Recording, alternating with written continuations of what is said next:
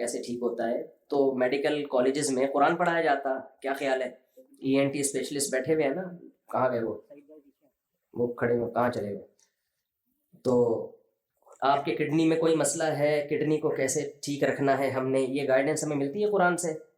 نہیں ملتی. اگر ملتی تو گورا اپنی یونیورسٹیوں میں کیا پڑھاتا؟ قرآن پڑھاتا.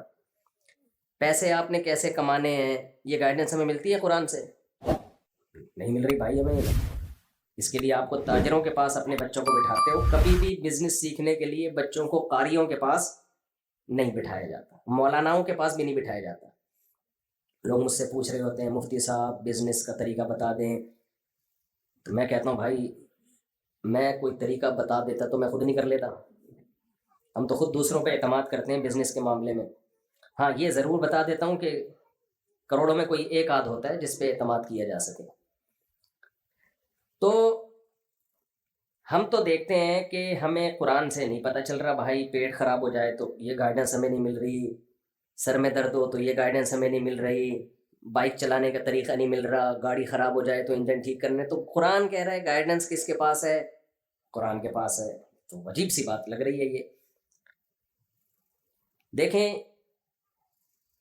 گائیڈنس دو طرح کی ہوتی ہے.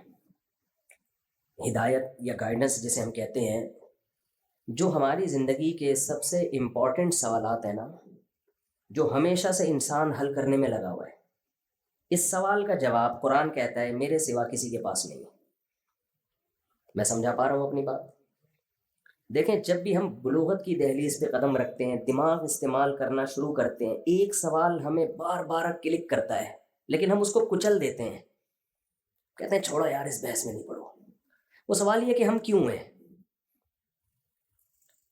یہ سب کیوں سجایا گیا, یہ گلشن, یہ انسان کو کیوں بنایا گیا, یہ کائنات کو کیوں ڈیزائن کیا گیا, یہ کیوں زمین سورج کے گرد گھوم رہی ہے, پھر سورج کہیں اور زمین کو لے کے گھوم رہا ہے, پھر یہ درخت, یہ پودے, یہ تتلیاں, یہ شیر, یہ چیتے, یہ لومڑیاں, یہ ظلم, یہ عدل, یہ رحم, یہ سخت دلی, سب چیزیں دنیا میں مکس چل رہی ہیں کہ نہیں چل رہی ہیں؟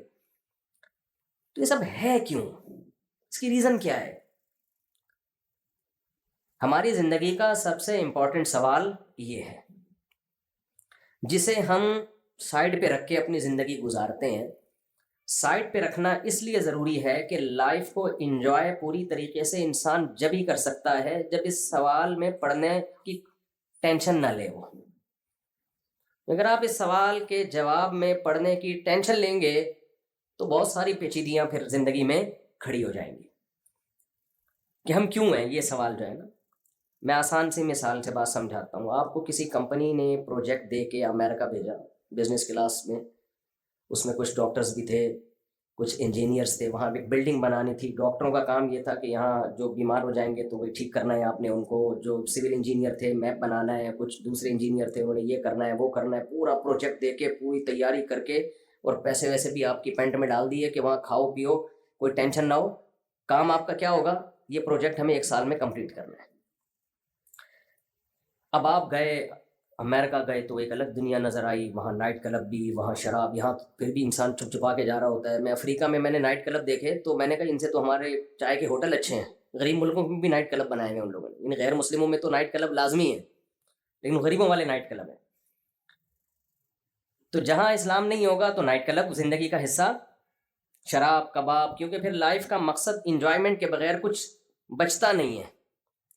تو اب آپ وہاں گئے, آپ نے ایک عجیب دنیا دیکھی, یار یہ تو علی رنگینی ہے, یہاں تو شراب بھی ہے, زنا بھی ہے, عیاشی بھی ہے, کوئی ٹینشن نہیں ہے. جیسے بچے بگڑ جاتے ہیں نا باہر ملکوں میں, ابا پیسے دے کے بھیجتے ہیں یونیورسٹی میں پڑھ لینا, اتنے سیمسٹر کی فیس میں دے چکا ہوں. بچہ وہاں جا کے عیاشیوں, کئی بچے ہم نے دیکھے ہیں بگڑے ہیں وہاں جا کے, ابا نے پڑھائی کے لیے بھیجا, وہ پڑھائی کے علاوہ دوسرے کاموں میں لگ گئے.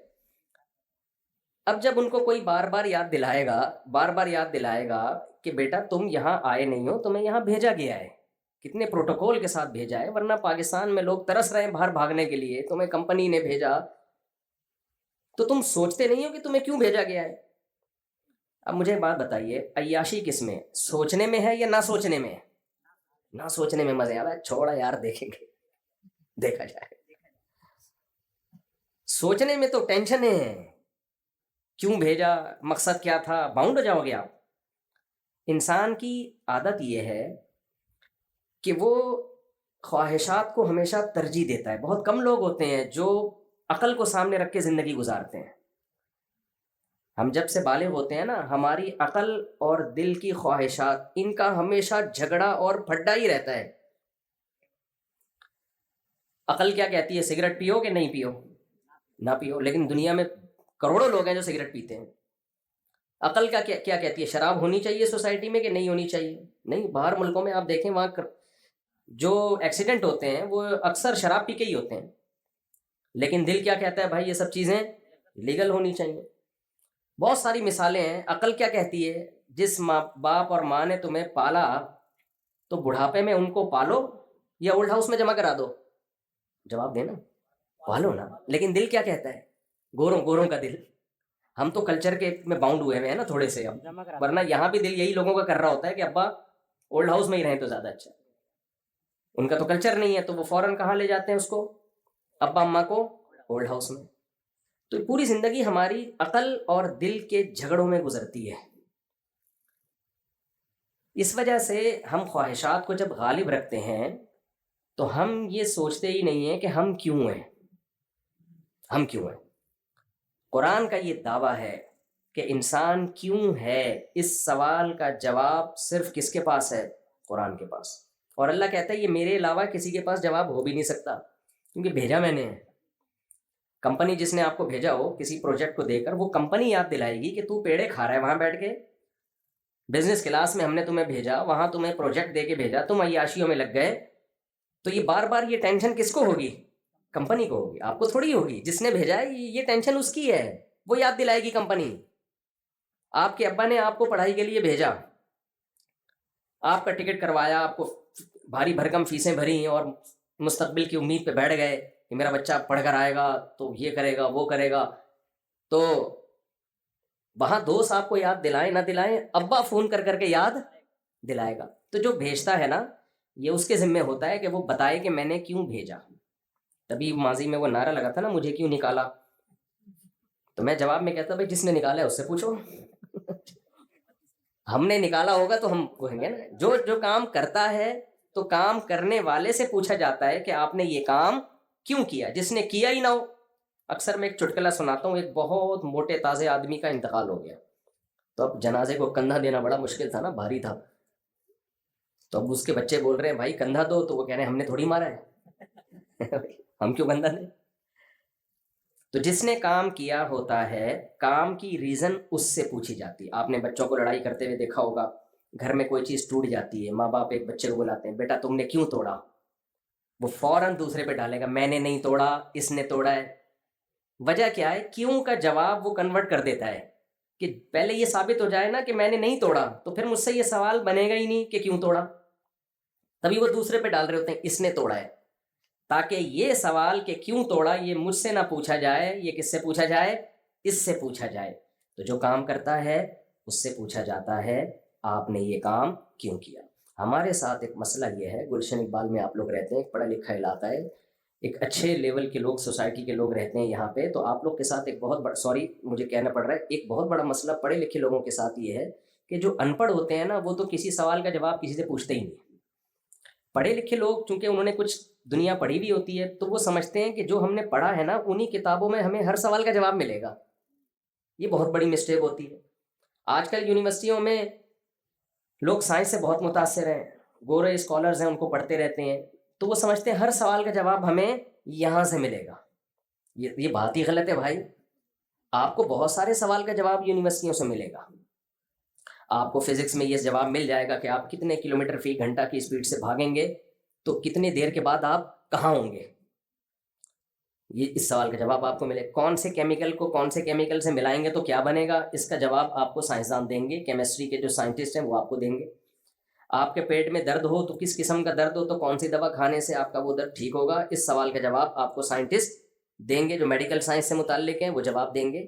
لیکن میرے بھائی ہم کیوں ہیں, یہ کائنات کیوں بنی ہے, تو یہ سائنسدانوں نے بنائی نہیں ہے, نہ ہمیں سائنسدانوں نے بنایا ہے, نہ اس کائنات کو سائنسدانوں نے بنایا ہے. سائنسدان یہ بتا سکتے ہیں کہ کیسے بنی ہے.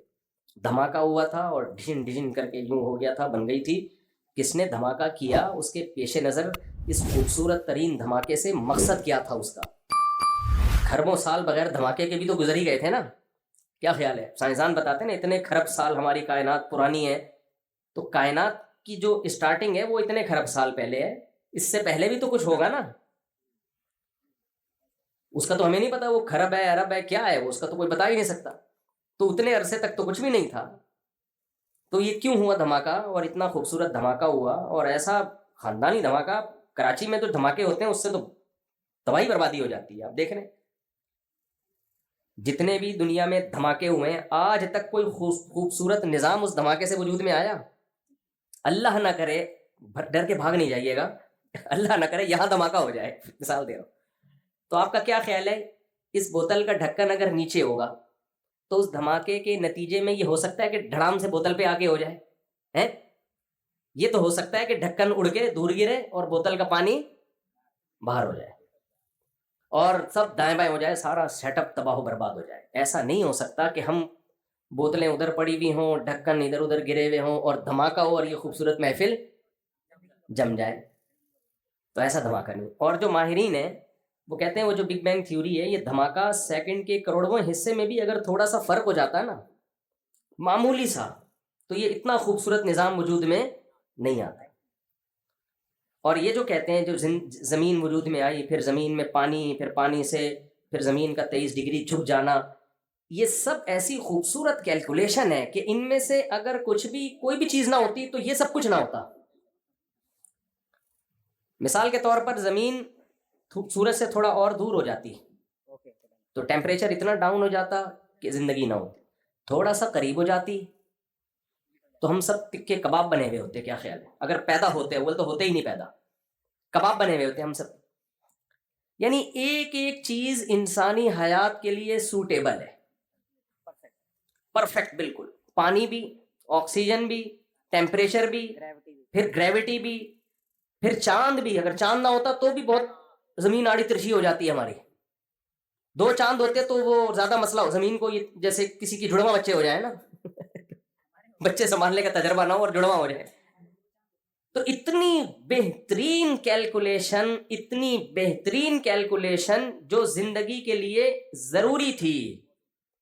اچھا، میں نے ایک دفعہ اس پہ بیان کیا کہ بھائی دیکھو یہ کچھ نہ ہوتا تو زندگی نہ ہوتی.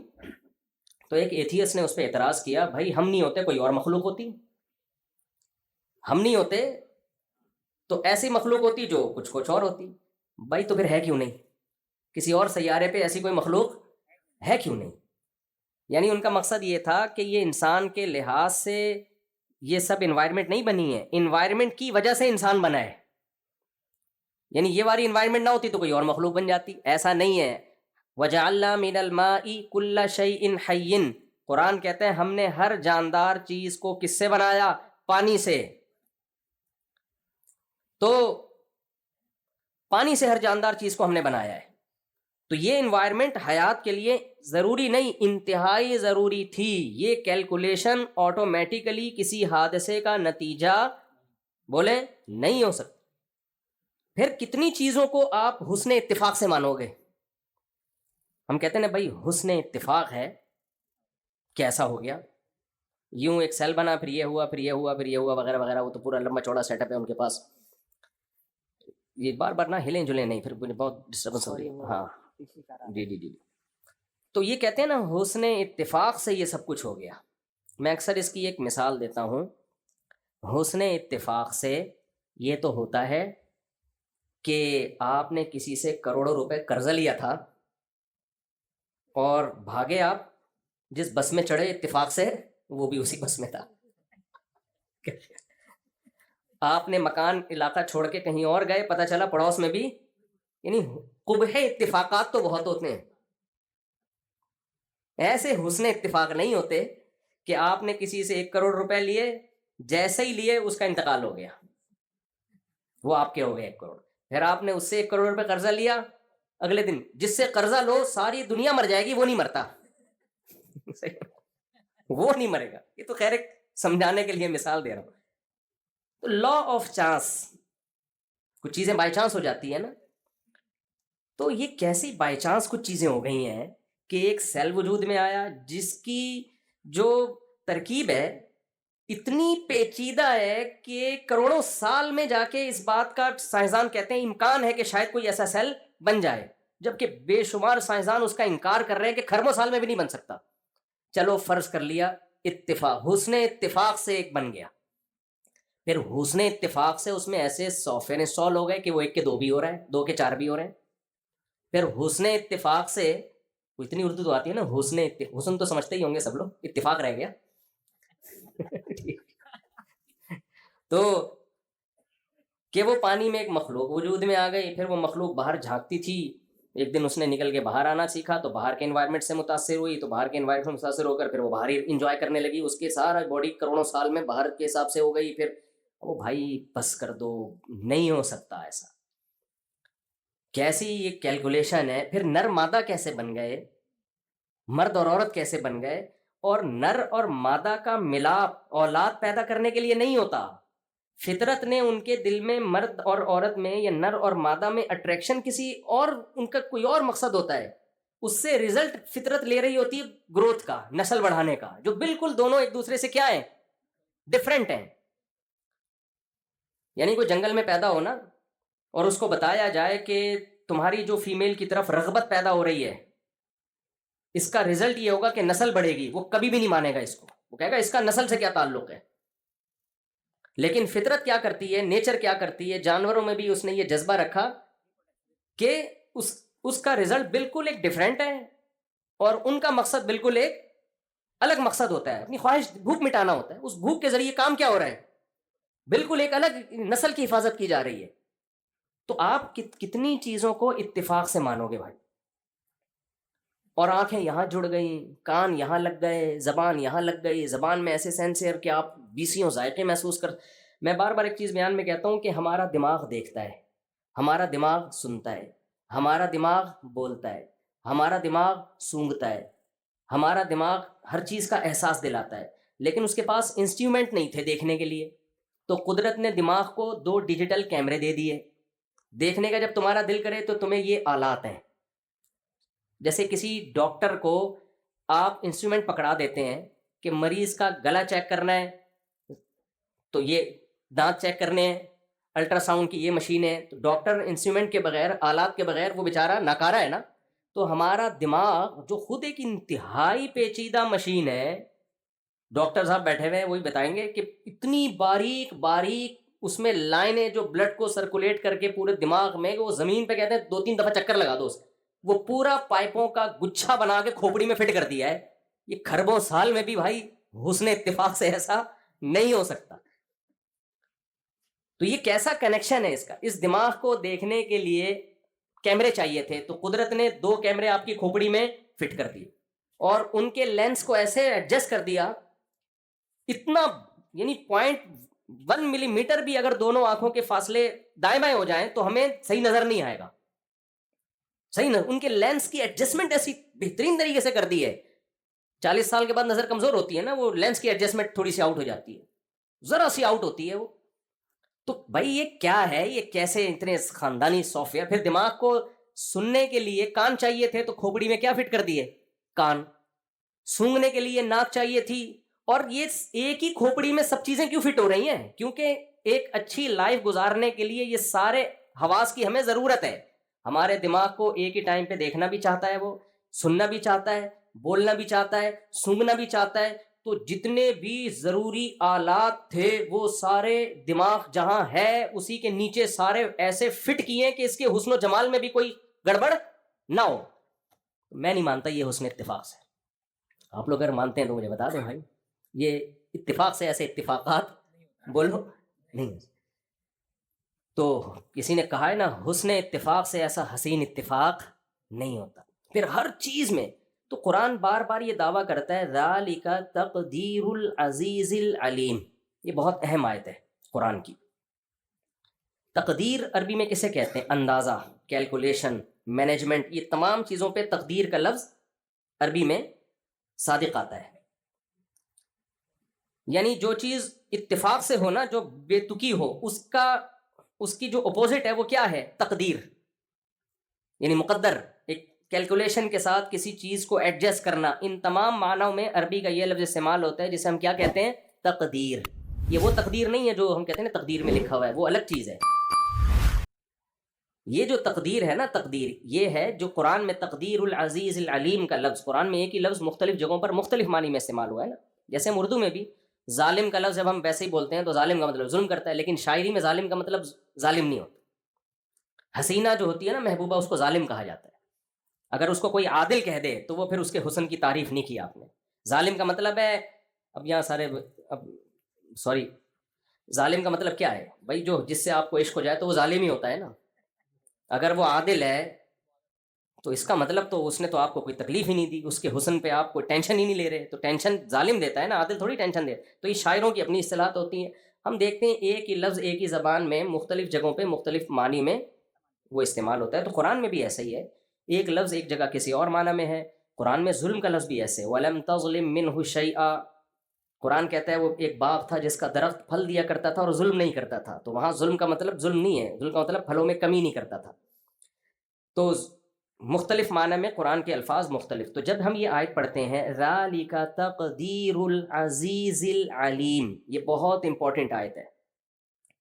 قرآن میں نا سورہ یاسین میں اللہ نے ستاروں سیاروں کا تذکرہ کیا اور کہا لَلشَّمْسُ يَنبَغِي لَهَا أَن تُدْرِكَ الْقَمَرَ وَلَا اللَّيْلُ سَابِقُ النَّهَارِ كُلٌّ فِي فَلَكٍ يَسْبَحُونَ. یہ جتنے ستارے سیارے ہیں آسمان میں ایک مخصوص دائرے میں یسحبون تیرتے چلے جا رہے ہیں. میں سمجھا پا رہا ہوں اپنی بات؟ یہ جو نظام ہے نا پورا، یہ تیر رہے ہیں. حالانکہ پانی تھوڑی ہے جو تیر رہے ہوں گے. تیرنے کا لفظ اسموتھلی بالکل، یعنی ایسا نہیں ہے کوئی اسپیڈ بریکر آ رہا ہو یا کوئی تھوڑا سا یوں ہل گئے ہوں، آگے ہوائیں تیز آئی ہوں تو یوں ہو گئے ہوں. بالکل جیسے کوئی سوئمر بہترین تیرتا ہوا جا رہا ہوتا ہے، بالکل ایسے ہی یہ سب کے سب ایک مخصوص دائرے میں تیر رہے ہیں. تو قرآن نے یہ دعویٰ کر کے کہا یہ حسن اتفاق نہیں ہے، یہ خود بخود نہیں ہوا. ذالک تقدیر، یہ مینجمنٹ ہے، کیلکولیشن ہے. اب تقدیر کا مطلب سمجھ میں آیا کہ یہ تقدیر یہ اپوزٹ ہے، کوئی کام اتفاق سے ہو جائے. تو اللہ کہہ رہے یہ اتفاق سے نہیں ہو رہا، یہ مینجمنٹ ہے، یہ کیلکولیشن ہے. باقاعدہ کس سیارے کو کس ستارے کو کتنی اسپیڈ پہ کس مدار میں دوڑنا ہے تاکہ یہ نظام کائنات چلتا رہے. پھر زمین کو جو 23 ڈگری جھکا کے گھما دیا، ہر چیز میں قرآن کہہ رہا ہے یہ نہیں ہو سکتا. تم اس میں جب غور کرو گے تمہیں پتہ چلے گا یہ کیلکولیشن ہے. اور قرآن پھر آگے یہ دعویٰ کر رہا ہے یہ کیلکولیشن بھی کسی معمولی ذات کی طرف سے نہیں ہے. جب تم اس میں غور کرو گے تمہارے سامنے 3 چیزیں نکل کے آئیں گی. ہم جب کائنات میں غور کرتے ہیں نا تو ہم یہاں تک غور کرتے ہیں کہ یہ بوتل کیسے بنی اور اس پہ ڈھکن کیسے لگا اور اس کے اندر کیا ہے. اس سے آگے نہیں جاتے کہ یار اس کو کس کمپنی نے بنایا. دنیا میں تو ہم چلے جاتے ہیں، یعنی دنیا میں تو ہم چلے جاتے ہیں اس کو کس کمپنی نے بنایا اور کیوں بنایا وغیرہ وغیرہ. لیکن جب ہم اس کائنات میں غور و فکر کرتے ہیں تو کیسے بنی اس میں تو غور ہوتا ہے. بنانے والا کون ہے اور اس کی کیا صفات ہو سکتی ہیں، اس سوال کو ایسے پی جاتے ہیں جیسے آپ دوسری شادی کرتے ہوئے پکڑے جائیں اور بیگم آپ سے پوچھ لے کہ میں نے سنا ہے کہ آپ نے کر لی. تو آپ کی حالت کیا ہوتی ہے؟ آپ کوشش کرو گے ٹاپک چینج ہو ٹاپک چینج ہو، گھماؤ گے ادھر ادھر. بھائی کیا آگے شادیوں کے علاوہ کوئی اور بات نہیں آتی بیگم تمہیں؟ تو دنیا اس سوال کو پی رہی ہے، جبکہ قرآن سب سے زیادہ فوکس اسی سوال کو کرتا ہے. ان فی خلق السماوات والارض واختلاف اللیل والنہار لآیات لأولی الالباب. اللہ کہتے ہیں زمین اور آسمان کے بنانے میں، دن رات کے عدلنے بدلنے میں، اور یہ ساری چیزوں میں عقل مندوں کے لیے بڑی بڑی نشانیاں ہیں. بھائی نشانیاں عقل مندوں کے لیے ہیں تو وہ ان نشانیوں میں غور کر کے رزلٹ کیا نکالتے ہیں؟ آپ کہہ سکتے ہو انگریزوں نے نشانیوں پہ غور کر کے رزلٹ یہ نکالا کہ ہم سورج تک کیسے پہنچ سکتے ہیں، ہم چاند تک کیسے پہنچ سکتے ہیں. یہ رزلٹ نکالنے پر بھی اللہ کی طرف سے کوئی پابندی نہیں ہے. یہ گائیڈنس آپ کو مل جائے گی سائنسدانوں سے. قرآن کسی اور گائیڈنس کی بات کر رہا ہے. قرآن کہہ رہے جب جو اس کائنات میں غور کرتے ہیں تو اس نتیجے تک پہنچتے ہیں ربنا ما خلقت ھذا باطلا، اے اللہ تو نے یہ سب بیکار پیدا نہیں کیا، ایویں ہی نہیں پیدا کر لیا ہے ایویں ہی، یا تو نے ایک دھماکے سے سب کچھ توڑ تاڑ کے برابر ویسے ہی، یہ نہیں ہو سکتا۔ انسانی فطرت اس بات کو کبھی قبول نہیں کر سکتی کہ بنانے والے نے ویسے ہی بنا دیا اور اس کے پیچھے کوئی مقصد تھا ہی نہیں، بس ویسے ہی، یہ نہیں ہو سکتا۔ تو میں وہ پہلے ذالک تقدیر العزیز العلیم کو ذرا تھوڑا سا اس کو ایکسپلین کروں۔ تو قرآن جب بھی اس کائنات میں غور و فکر کرنے کا حکم دیتا ہے تو قرآن کہتا ہے یہ خود بخود نہیں ہے۔ ایک اور آیت ہے نا، ام خلقوا من غیر شیء ام هم الخالقون، قرآن کہتا ہے کیا تم خود سے بن گئے ہو یا تم نے خود اپنے آپ کو بنا لیا ہے؟ بھائی جواب نہیں دیا اس سوال کا۔ بعض جواب اتنے واضح ہوتے ہیں کہ قرآن سوال کر کے چھوڑ دیتا ہے، جیسے مشرکین سے قرآن نے جب خطاب کیا امن جعل الارض قرارا وجعل خلالها انہارا وجعل لها رواسیا وجعل بین البحرین حاجزا، یہ جو بتوں کو پوچھتے ہیں نا، قرآن ان سے خطاب کرتا ہے بھلا جس نے زمین کو جائے قرار بنا دیا، جس نے زمین کے درمیان پانی جاری کر دیا، جس نے زمین میں پہاڑ گاڑ دیے اور میٹھے اور کھارے پانی کو ایک ساتھ چلا دیا، اِلٰہ مع اللہ، اس کے علاوہ کوئی اور عبادت کے لائق ہو سکتا ہے؟ آگے جواب نہیں دیا، اس لیے کہ یہ تو دو اور دو چار کی طرح بات ہے کہ نہیں ہو سکتا بھائی، یہ پتھروں کے بنے ہوئے بتوں کے سامنے کیا جھکتے ہو، ان کا کیا تک بنتا ہے کہ گائے کی عبادت کر رہے ہو یا سورج کی عبادت کر رہے ہو، یہ کیا کیا کیا کر رہے ہو؟ تو یہاں بھی قرآن نے سوال کر کے چھوڑ دیا ہے، ام خلقوا من غیر شیء ام هم الخالقون، اللہ کہتے ہیں خود بخود بن گئے، لا آف چانس کے تحت، بائی چانس ایسا ہو گیا کہ ایک سیل بنا، سافٹ ویئر اس میں انسٹال ہو گئے، اور پھر عجیب بات ہے ماں اور مرد اور عورت کا ملاپ ہوتا ہے، حمل ٹھہرتا ہے، کھانا کھانے سے اس بچے کی ہڈیاں بن رہی ہیں اور سب کچھ بنا کے جیسے ہی بچہ مارکیٹ میں آیا ماں کی چھاتیوں میں حسن اتفاق سے دودھ بھی اسی وقت بن گیا۔ میرے خیال میں سمجھا نہیں پا رہا یہ کون سا حسن اتفاق ہے یار۔ تو یاد رکھو دنیا میں ہر فیلڈ میں ایک نمبر بھی ہوتے ہیں، دو نمبر بھی ہوتے ہیں کہ نہیں ہوتے؟ تو آپ یہ نہ سمجھو کہ سائنس کی دنیا میں سارے ایک نمبر ہی ہوتے ہیں، سائنسدانوں میں بھی تھوڑے نہیں بڑے بڑے پھینکو پڑے ہوئے ہیں۔ سائنس میرا ٹاپک نہیں ہے، لیکن ایسا نہیں ہو سکتا کہ کسی سائنسدان کی ہوائی فائرنگ کو میں اس لیے لے لوں کہ وہ سائنس ہے جی، وہ چاند پہ پہنچے ہوئے ہیں، تو یہ نہیں ہو سکتا۔ جب خدا کو آپ نے ڈکشنری سے نکالنے کا فیصلہ کر ہی لیا ہے تو پھر تو کچھ بھی گڑتے رہو بیٹھ کے، تو یہ نہیں ہو سکتا۔ حسن بچہ پیدا ہوا اور فوراً ماں کی چھاتیوں میں دودھ آیا، یہ بہت پیچیدہ سافٹ ویئر انسٹال ہوئے ہیں بھائی ماں کے پیٹ میں، وہی خوراکوں سے گوشت بن رہا تھا، وہی خوراک سے آنکھ بن رہی تھی، وہی خوراک سے کان، ابھی اس کو دودھ کی ضرورت نہیں ہے تو دودھ نہیں بن رہا، جیسے ہی پیدا ہوا فوراً دودھ بننا شروع۔ اور بچہ کتنا گھننا ہوتا ہے کچھ بھی نہیں پتا ہوتا، لیکن کم وقت کو یہ پتا ہوتا ہے دودھ کہاں سے ملے گا اور حلق میں اترے گا کیسے۔ مجھے یاد ہے میں 9th کلاس میں نا ڈارون کی تھیوری پڑھتا تھا میں، وہ ہمارے سلیبس کا حصہ ہے، تو میرا دماغ خراب ہونا شروع ہو گیا، پڑھ کے بچے خراب ہوتے ہیں اس سے۔ میں ڈارون پہ جو اتنا رد کرتا ہوں نا، کیونکہ میں خود ڈسا ہوا ہوں، ہمیں ہمارے ٹیچر بتاتے تھے ہم بندر سے بنے، ہم یہ بنے، میں کہتا یار تو پورا خدا کا تصور، آدم کو مٹی سے، تو سب برباد ہو گیا۔ تو ایک وسوسے آتے تھے انہی دنوں میں، مجھے یاد ہے میں نماز پڑھنے جا رہا تھا تو کہیں گلی میں نا کسی کی بکری نے بچہ دیا ہوا تھا، میں نے دیکھا وہ بچہ پیدا ہوتے ہی دھن تلاش کر رہا ہے، اس کو مل نہیں رہا ہے، کبھی ادھر منہ مار رہا ہے، کبھی ادھر منہ مار رہا ہے، کبھی ادھر منہ مار رہا ہے۔ میرے بہت زور کا جھٹکا لگا مجھے اس وقت، میں نے کہا یار یہ کون تھا جو ماں کے پیٹ میں اس میں ایوالو ہو کے ایسے ایسے خاندانی سافٹ ویئر انسٹال ہوتے چلے جا رہے ہیں بھائی؟ اگر یہ ایوالو ہوا بھی ہے تو کوئی ہے جس نے یہ سافٹ ویئر ڈالے ہیں اس کے اندر؟ یہ کیا ہو رہا ہے کہ پیدا ہوا ہے اور ایسے اچھل کے نا دودھ تلاش کر رہا ہے، حالانکہ اس کا پہلا دن، پہلا گھنٹہ، پہلا سیکنڈ ہے دنیا میں آنے کا۔ ہارڈ ویئر بنانا آسان ہوتا ہے بھائی، سافٹ ویئر بنانا بہت مشکل۔ یہ صرف ہارڈ ویئر پر مشتمل نہیں ہے، انسان اور جانور ان کے اندر سافٹ ویئر بھی انسٹال ہوئے ہوئے ہیں۔ ہارڈ ویئر خود سے نہیں بن سکتا، کھربوں سال میں ایک بے جان تصویر وجود میں نہیں آ سکتی، دیکھنے والی تصویر جو دیکھتی ہو، جو سنتی ہو، جو بولتی ہو، وہ کہاں سے ہو سکتی ہے؟ تبھی قرآن اپنی قدرت کے جو دلائل دیتے ہیں نا، اس میں جوڑوں کا تذکرہ، پیئرنگ کا تذکرہ بہت کرتا ہے قرآن۔ سورہ یاسین میں آپ دیکھیں سبحان الذی خلق الازواج کلھا، پاک ہے وہ ذات جس نے ہر چیز کو جوڑے جوڑے بنایا ہے۔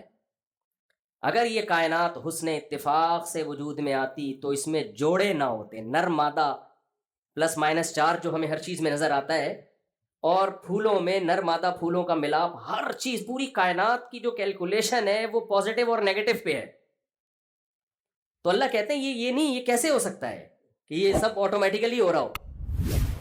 تو خیر قرآن نے یہ دعویٰ کیا ذالک تقدیر، یہ کیلکولیشن ہے حسن اتفاق، بولو نہیں. نمبر 2، قرآن کہتے ہیں جس نے کیلکولیشن کی ہے وہ بھی معمولی ذات نہیں ہے، اس میں 2 صفات جو اس کائنات کو دیکھ کے تمہیں پتہ چل جائیں گی. اللہ کے تو 99 نام ہے نا، وہ تو اللہ کے بتانے سے پتہ چلتے ہیں یا بہت ڈیپ میں جا کے غور کرنے سے. 2 چیزیں اس کائنات کو دیکھتے ہی پتہ چل جاتی ہیں کہ جس نے بنایا ہے العزیز، بہت پاورفل ہے، وہ کمزور نہیں ہے. نمبر 2 العلیم، اس کا علم، نالج بہت ہے اس کے پاس. کیونکہ اتنی زبردست کیلکولیشن کے لیے نالج کا ہونا بھی ضروری. بہت سے لوگوں کے پاس نالج ہوتی ہے، طاقت نہیں ہوتی کام کرنے کی. آپ کے پاس نالج ہے کہ 4 ہو جانی چاہیے، کرتا کون ہے؟ نالج لے کے گھوم رہے اور اسی نالج کے ساتھ قبر میں چلے جائیں گے. مجھ سے بوڑھے بوڑھے لوگ ملتے ہیں، کاش مفتی صاحب آپ جوانی میں مل جاتے.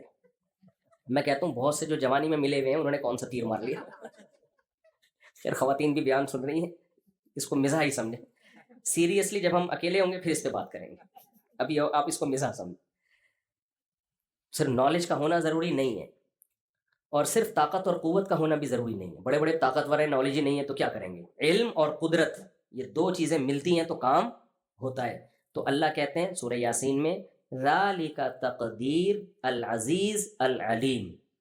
اور ایک اور جگہ قرآن نے اس مضمون کو بیان کیا، اللہ الذی خلق 7 سماوات ومن الارض مثلہن، زمین اور آسمان جو اللہ نے بنائے، لتعلموا، تاکہ تمہیں پتہ چل جائے، ان اللہ علی کل شیء قدیر، وہ ہر چیز پر قدرت رکھتا ہے، وان اللہ قد احاط بکل شیء علما، اس کا علم بھی کامل ہے. کمزور علم اور کمزور طاقت کے ساتھ یہ کام ہو نہیں سکتا. میں سمجھا پا رہا ہوں اپنی بات؟ تو اب میں آپ سے یہ عرض کر رہا ہوں کہ جس نے اس کائنات کو بنایا ہے وہ ہمیں یہ نہیں بتائے گا کہ کھاتے کیسے ہیں، وہ تو اس نے سافٹ ویئر انسٹال کر دی. کھاتے کیسے ہیں یہ تم پیدا ہوتے ہی پتہ چل جاتا ہے. دودھ کہاں سے ملے گا، حلق میں کیسے اترے گا. ڈاکٹر صاحب بیٹھے ہوئے ہیں بہت معذرت کے ساتھ، تبھی میں لوگوں سے کہتا ہوں کہ ہر چیز میں ڈاکٹروں کو نہ گھسنے دو. کچھ چیزیں فطرت نے ہمیں ویسے ہی بتا دی ہیں. آج کل ایک بڑا چرچا چل رہا ہے 24 گلاس پانی پینے چاہیے. اس لوگوں کو بھائی میں کہتا ہوں یہ پانی کتنا پینا ہے یہ ضروری چیزیں فطرت نے ڈاکٹروں پہ نہیں رکھی ہیں. تو آدم علیہ السلام کے زمانے سے پینا پڑ رہا ہے نا. یہ چیزیں فطرت ہمیں خود سکھا دیتی ہے.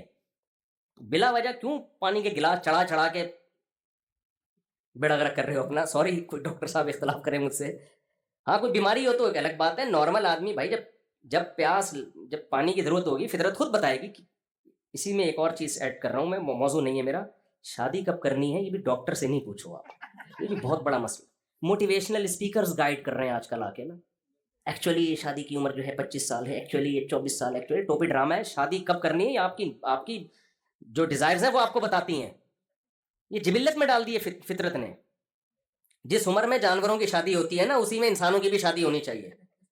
جانور بالغ ہوتے ہی اس کی شادی ہو جاتی ہے، تو یہ بھی انسان کے لیے بھی یہی ہے. یہ بیکار باتیں اتنے سال میں اور اتنے سال میں، یہ ہم چونکہ انگریزوں کو فالو کرتے ہیں، ان کے پاس گائیڈنس نہیں ہے تو وہ فطرت سے ہٹ گئے، تو ہم ان کو دیکھ دیکھ کے ہم بھی نیچر سے بغاوت کر رہے ہیں. اور ہم سمجھ رہے ہیں وہ فطرت سے بغاوت کر کے چاند پہ پہنچے ہیں.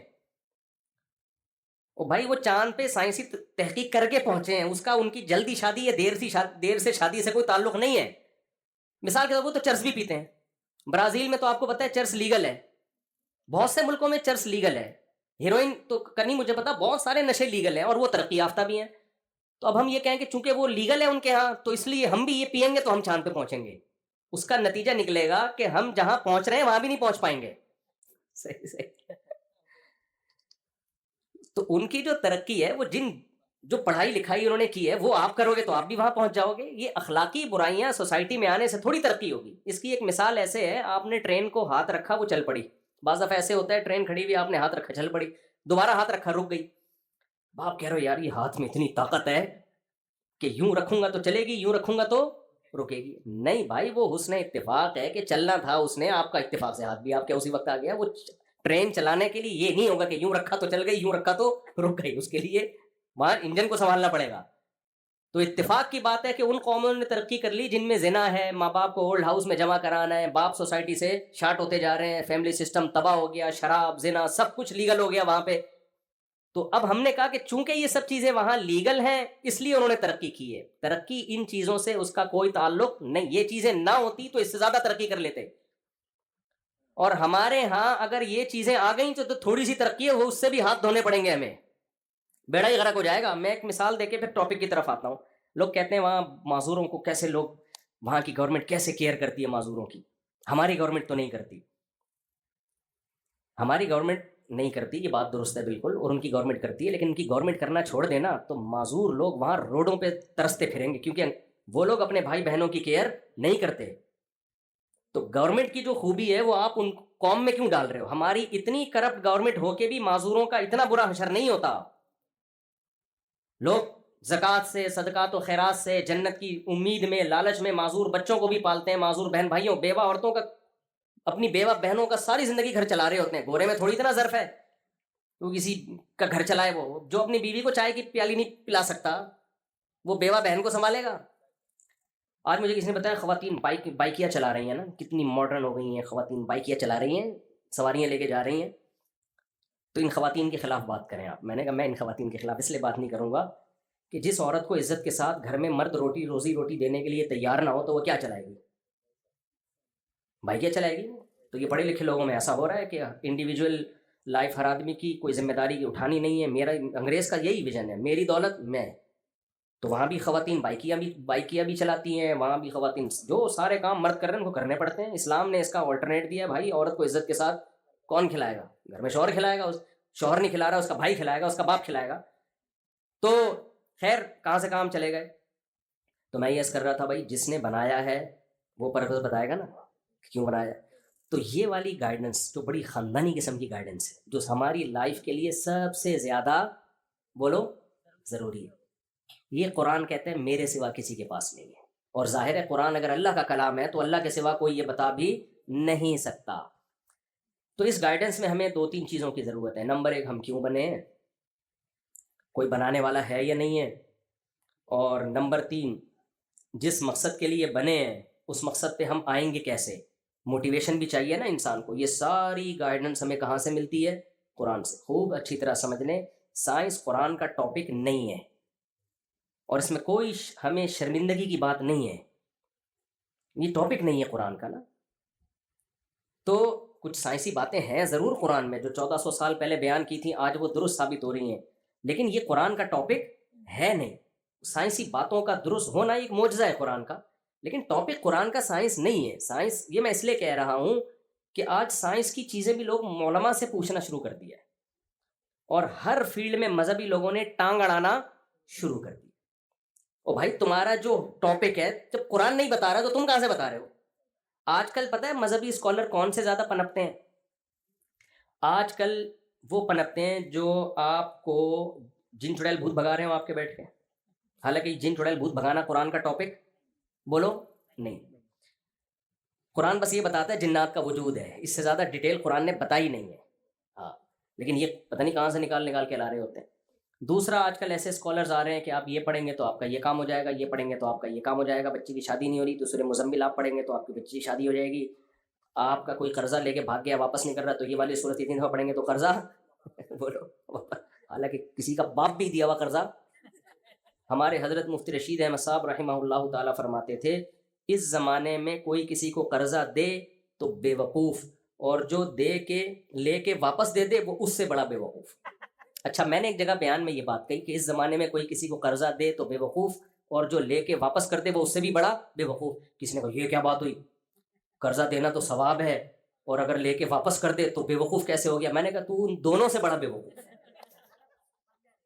کہ تو یہ بات سمجھ. میں نے کہا تو جو ہے نا, میں نے کہا یہ تیسری قسم کا بے وقوف میرے سامنے نہیں تھا, اب ایک اور آ گیا. اس بات کا مطلب نہیں سمجھ رہا, وہ ان دونوں سے بڑا بے وقوف. تو خیر, تو یہ جو ہمیں گائیڈنس ملتی ہے نا, گائیڈنس یہ صرف قرآن کے پاس ہے, تورات کے پاس بھی ہے, انجیل کے, لیکن وہ تحریف شدہ کتابیں ہیں. اللہ نے اس دنیا کو کبھی بھی ہدایت کے بغیر رکھا نہیں ہے. تبھی قرآن کہتا ہے پہلا انسان ہی پیغمبر تھے تاکہ انسان پر حجت تمام ہو. کوئی یہ نہ کہہ سکے مجھے ہدایت نہیں ملی ہے. تو اللہ نے پہلا انسان ہی, اگر پہلا انسان پیغمبر نہ ہوتا تو وہ کہتا میں کہاں سے ہدایت لیتا. تو پہلا انسان ہی اللہ نے کس کو بنایا؟ پیغمبر کو. اور پھر ان کی نسلوں میں پیغمبر در پیغمبر. اللہ کہتے ہیں بے شمار, اور صرف اللہ ہی نہیں کہتے تو ہسٹری بھی کہتی ہے. آج دنیا میں یہودی, عیسائی اور مسلم ان تینوں کو ملایا جائے تو دنیا کی سب سے بڑی آبادی یہی ہے, باقی بہت تھوڑے رہ جاتے ہیں.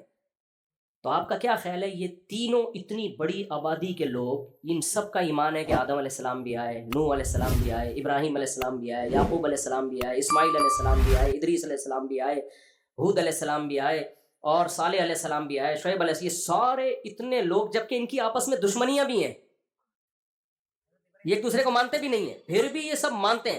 پھر یہودی یہ بھی مانتے ہیں عیسیٰ علیہ السلام آئے, اگرچہ ان کو نبی نہیں مانتے, لیکن یہ مانتے ہیں کہ عیسیٰ ابن مریم آئے. پھر یہ بھی مانتے ہیں محمد صلی اللہ علیہ وسلم آئے, اگرچہ ان کو نبی نہیں مانتے, لیکن یہ مانتے ہیں کہ آئے. تو میرا خیال ہے کسی چیز کو ثابت کرنے کے لیے نا اس سے زیادہ ثبوت کی ضرورت نہیں ہوتی. ایک ایتھیسٹ نے کہا کہ عیسیٰ ابن مریم نام کا تو کوئی شخص گزرا ہی نہیں ہے, یہ تو یہودی, عیسائی اور مسلمانوں نے مل کے ایک شخصیت کو فرض کر لیا ہے. میں نے ان سے بولا, میں نے کہا یہ کون سا سن چل رہا ہے, 2025.